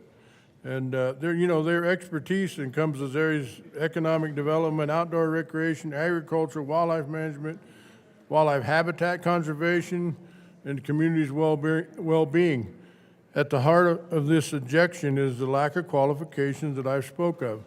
And, these commissioners are trustees of our shared natural resources, and they have to have a deep understanding and a broad experience managing the complex interactions between wildlife, land use, recreation, and conservation. And I know for a fact, because I've been through many wildlife commissioners, I also got emails from ex-wildlife commissioners opposing this nominee. So, but they have to have a deep understanding and a broad experience managing the complex interactions between wildlife and the recreation and the conservation. But there are far-reaching implications for the livelihoods of Coloradans. And you heard other people speak here about rural Colorado and the livelihoods of rural Coloradans, the health of our wildlife, the promotion of outdoor recreation. Also, that's been spoken about. So there's several objections. All those people I listed out, plus a few more, that there are objections to this nomination. And you know, there's a diverse responsibility to serve as a trustee of CPW. So it's not just the individual's background of these nominees. Like I say, it's impressive in certain areas, but I don't think it's who we want. But, you know, also think about how many Senate confirmations we do. How often do we have this discussion about them? Seldom. They're on consent calendar, we vote them through. They're good people that fit. You know, it'd be like me putting me on the medical board, right? I don't have any business being on the medical board. Well, I don't think I do. But I mean, so when people fit and they're a good fit, we just vote them through. We got great people serving on boards and commissions in this state, great people. These are great people we're talking about. They're just not going to be great commissioners. There won't be good wildlife commissioners. So, you know, we talked a little bit, I mean, I want to talk about non-consumptive use, you know. We manage over 900 species in this state. You know who pays for that? Hunters and fishermen. They pay for that. Conservation's paid for that. You know, when we introduce lynx, hopefully Wolverine, because I'm running the Wolverine bill this year, those species aren't hunted. Sportsmen pay for that. Moose, I was involved with lots of moose reintroduction in the state of Colorado. We do hunt moose. You know, but black-footed ferret, there's another one. There's a species we're reintroduced to the state. Hunters pay for that. They're not hunted. It's not a consumptive use of any of those species. Hunters pay for all that conservation. So, you know, these people, this individual is just not in tune with what this agency stands for and what it does. You know, the good senator from Cheyenne Wells mentioned this nominee, Jess Ballou, speaking against Senate Bill 31 a couple of years ago. That was the stop mountain lion hunting. That was a 4-1 vote out of the Senate Ag Committee. Thankfully, we got that bill killed, and now coming around with Initiative 91 now because couldn't get it through the legislature. And this ballot box biology has to stop. This is no way to manage the wildlife resource of the state of Colorado. And, you know, I respectfully ask that you vote no against this nominee. It's, and I said before, nothing personal. I happen to like Jess as a person. I think she's a very talented young lady and a very intelligent and talented young lady. I just don't think she's a fit as a wildlife commissioner and can never be convinced otherwise. So, Mr. President, I'll close up with that and yield the mic here to the good senator from Avon. But please vote no on this nominee. Not a good fit and far-reaching effects into the future. Let's think about the future. Let's think about the youth. And thank you. Senator Roberts. Thank you. Thank you, Mr. President. Thank you, colleagues, for your attention. I know this has been a long discussion this morning, now afternoon, but it's important. And the good senator from Newcastle touched on it just briefly. We do a lot of confirmations here in this chamber. A lot of them go through on the consent calendar. We don't actually have a discussion on these. I hope that for everybody that shows you how important this is. This isn't performative. This isn't to try to just make a point. This is a very consequential decision we're about to make, colleagues. The CPW Commission, and of course, due respect to all the other boards and commissions we appoint members to, but this is very important.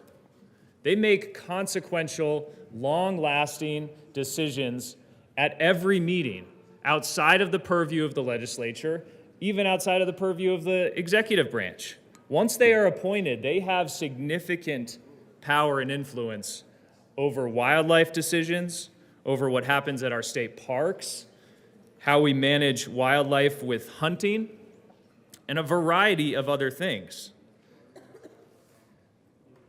I am strongly urging a no vote on Ms. Beaulieu and ask you to join me.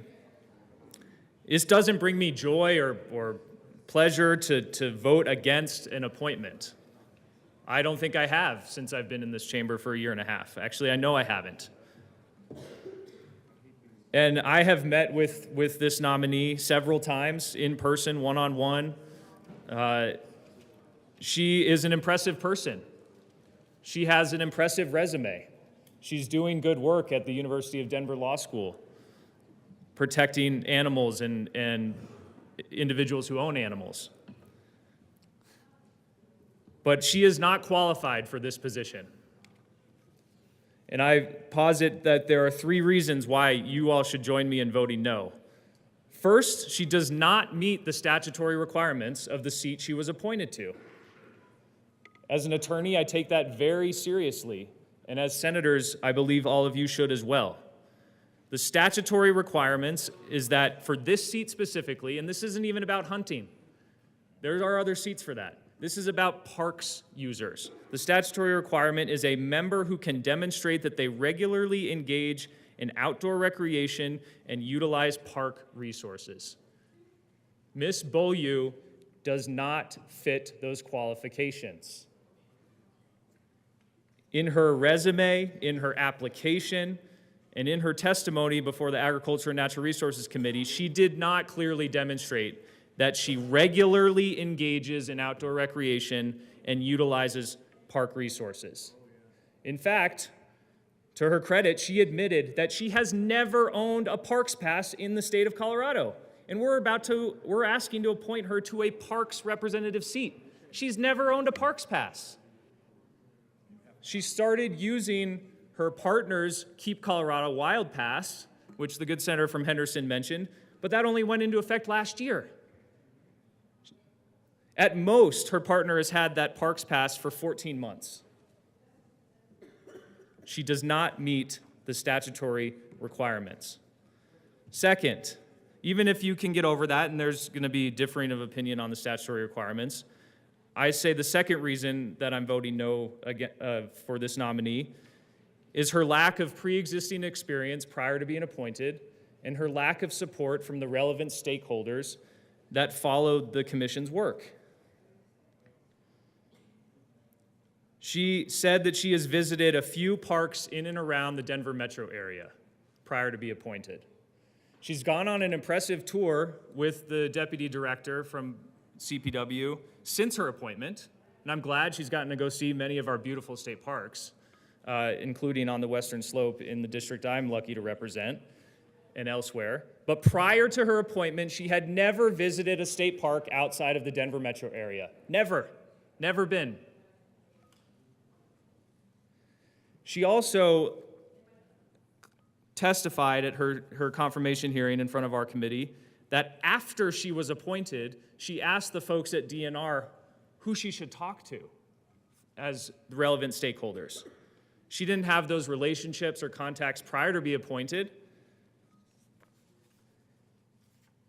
She lacks, and she, even despite her asking for their information, and I suppose having some conversations between her appointment in July and the confirmation hearing 2 weeks ago, had some conversations with those folks. But those organizations do not support her.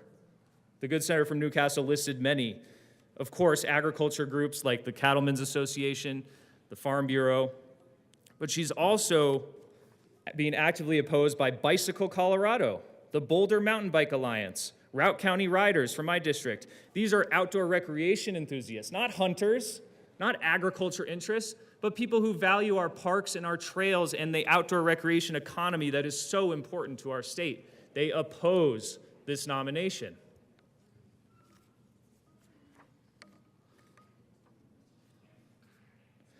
Finally, the third reason why I'm against this nomination is that we can do better.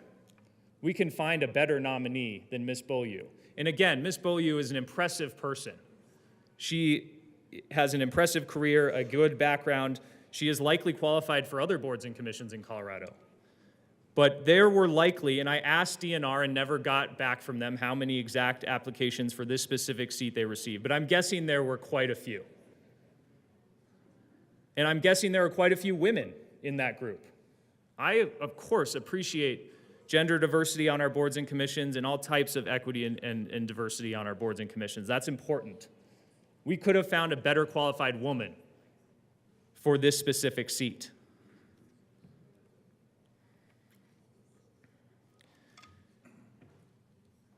The Colorado Parks and Wildlife Commission is important, of course, to my district, but I would posit to all of you, it's important to every single one of your districts in our entire state. And the CPW is hurting right now. For a variety of reasons, folks in our state are distrustful of leadership within CPW because of decisions that have been made. Appointing the right people to this commission is a way to win back that trust.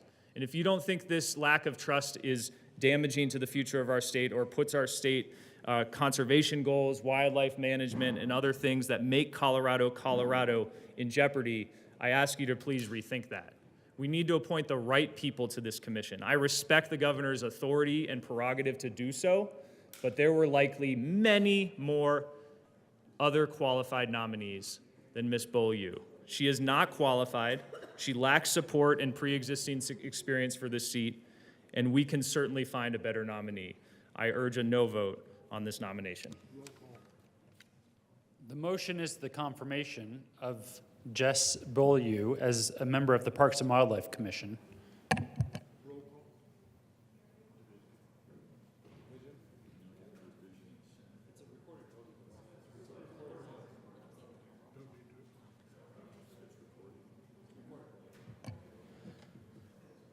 Are there any no votes? Senators Van Winkle, Will, Baisley, Rich,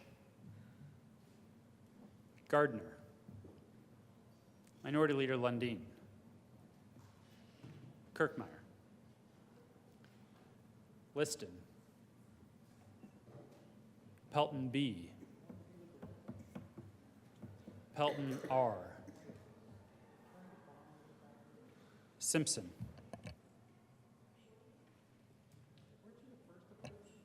Roberts, Zenzinger, Kolker, Henriksen,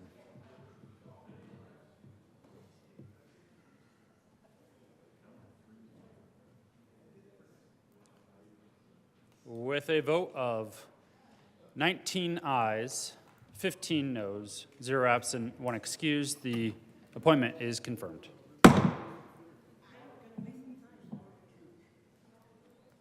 Senator Roberts.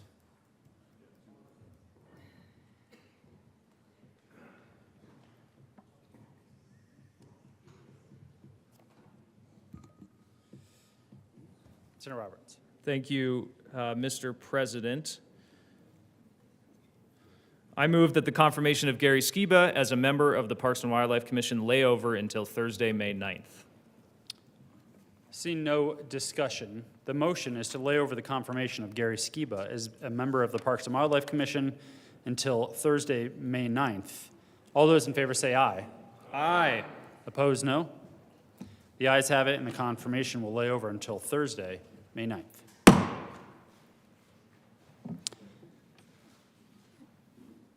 Will the clerk please read the appointments to the Colorado Water Conservation Board?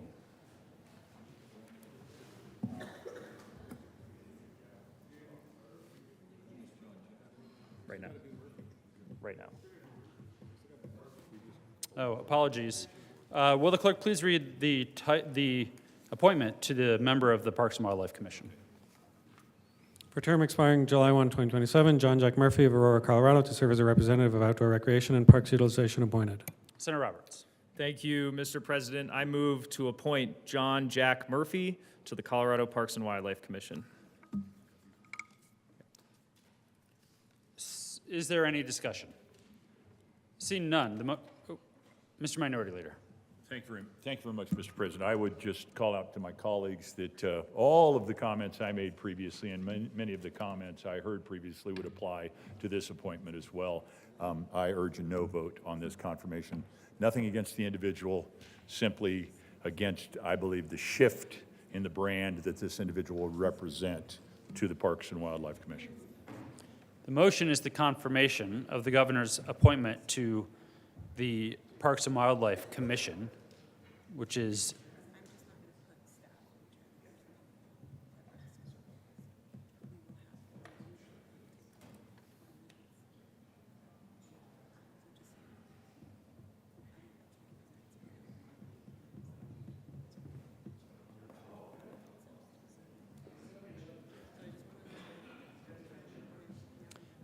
the individual under consideration is John Jack Murphy of Aurora. Are there any no votes? Senators Van Winkle, Will, Baisley, Rich, Gardner, Minority Leader Lundin, Kirkmeyer, Liston, Pelton B, Pelton R, Simpson.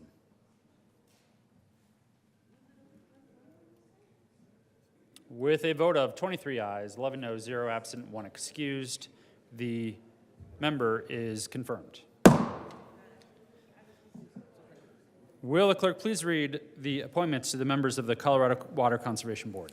Effective February 13, 2024, for terms expiring February 12, 2027, Brad Wind of Loveland, Colorado, to serve as a representative of the South Platte Basin appointed. John McLeod of Gunnison, Colorado, to serve as a representative of the Gunnison and Compagre Basin appointed. Barbara Vasquez of Cowdery, Colorado, to serve as a representative of the North Platte Basin reappointed. Senator Roberts. Thank you, Mr. President. I move to appoint Brad Wind, John McLeod, and Barbara Vasquez to the Colorado Water Conservation Board. Is there any discussion? Mr. Minority Leader.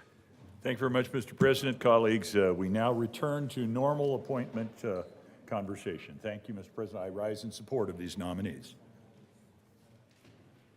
The motion is the confirmation of the governor's appointments to the Colorado Water Conservation Board. Are there any no votes? With a vote of 34 ayes, 0 noes, 0 absent, 1 excused, the appointments are confirmed.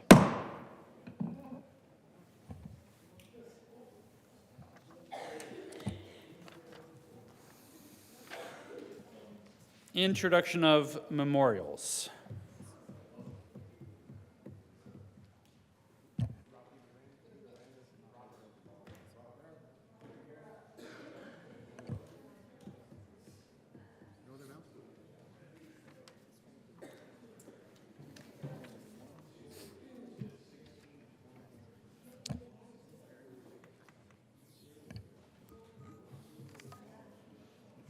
Sent Joint Memorial 2 by Senators Roberts and Simpson and Representatives McCluskey and McLaughlin, memorializing Congress to fully fund the authorized $35 million to the Water Infrastructure Improvements for the Nation Act, according to the recommendations of the Colorado River Drought Task Force.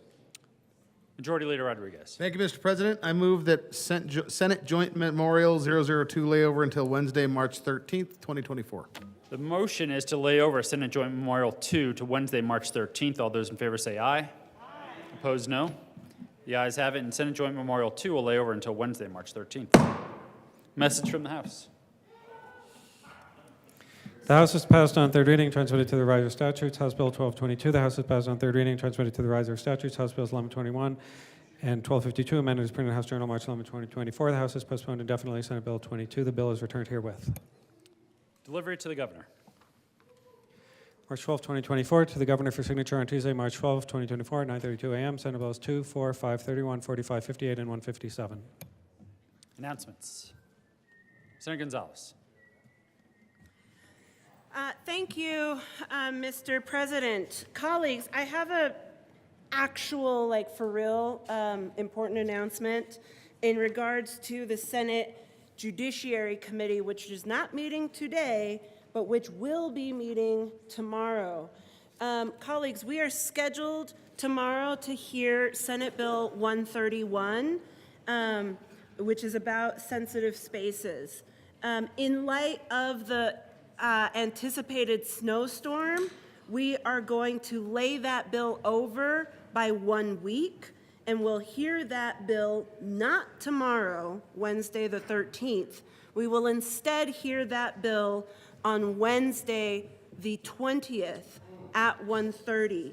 I want to make sure that everyone who cares about this important policy is aware of this significant change to the calendar.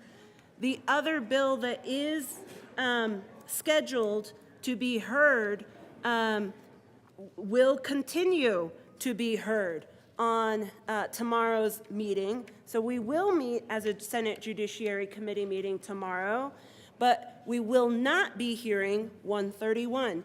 Thank you, Mr. President. Senator Exum. Thank you, Mr. President. The Senate Local Government Housing Committee will be meeting this afternoon.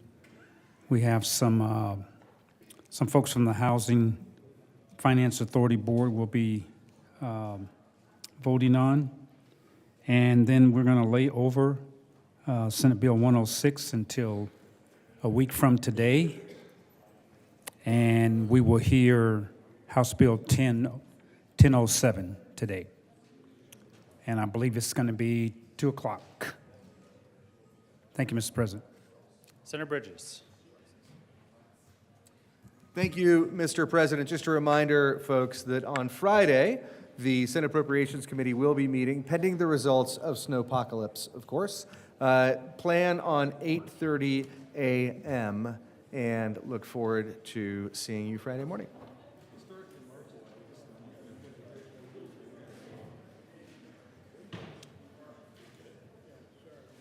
Senator Buckner. Thank you, Mr. President. In Education Committee tomorrow, we're hearing Senate Bill 88 and 101 and 1082. We will not be hearing Senate Bill 156. That's in preparation for tomorrow.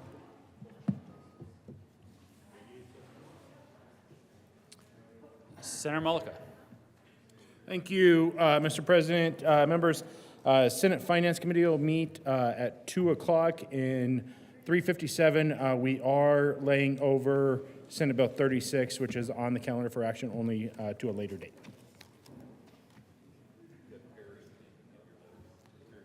Mr. Majority Leader. Thank you, Mr. President. I move that the Senate recess until 1:30 today. Colleagues, you do not need to return. We just need to read some stuff over the desk. You have heard the motion. All those in favor say aye. Opposed, no. The ayes have it, and the Senate will recess until 1:30 p.m. today.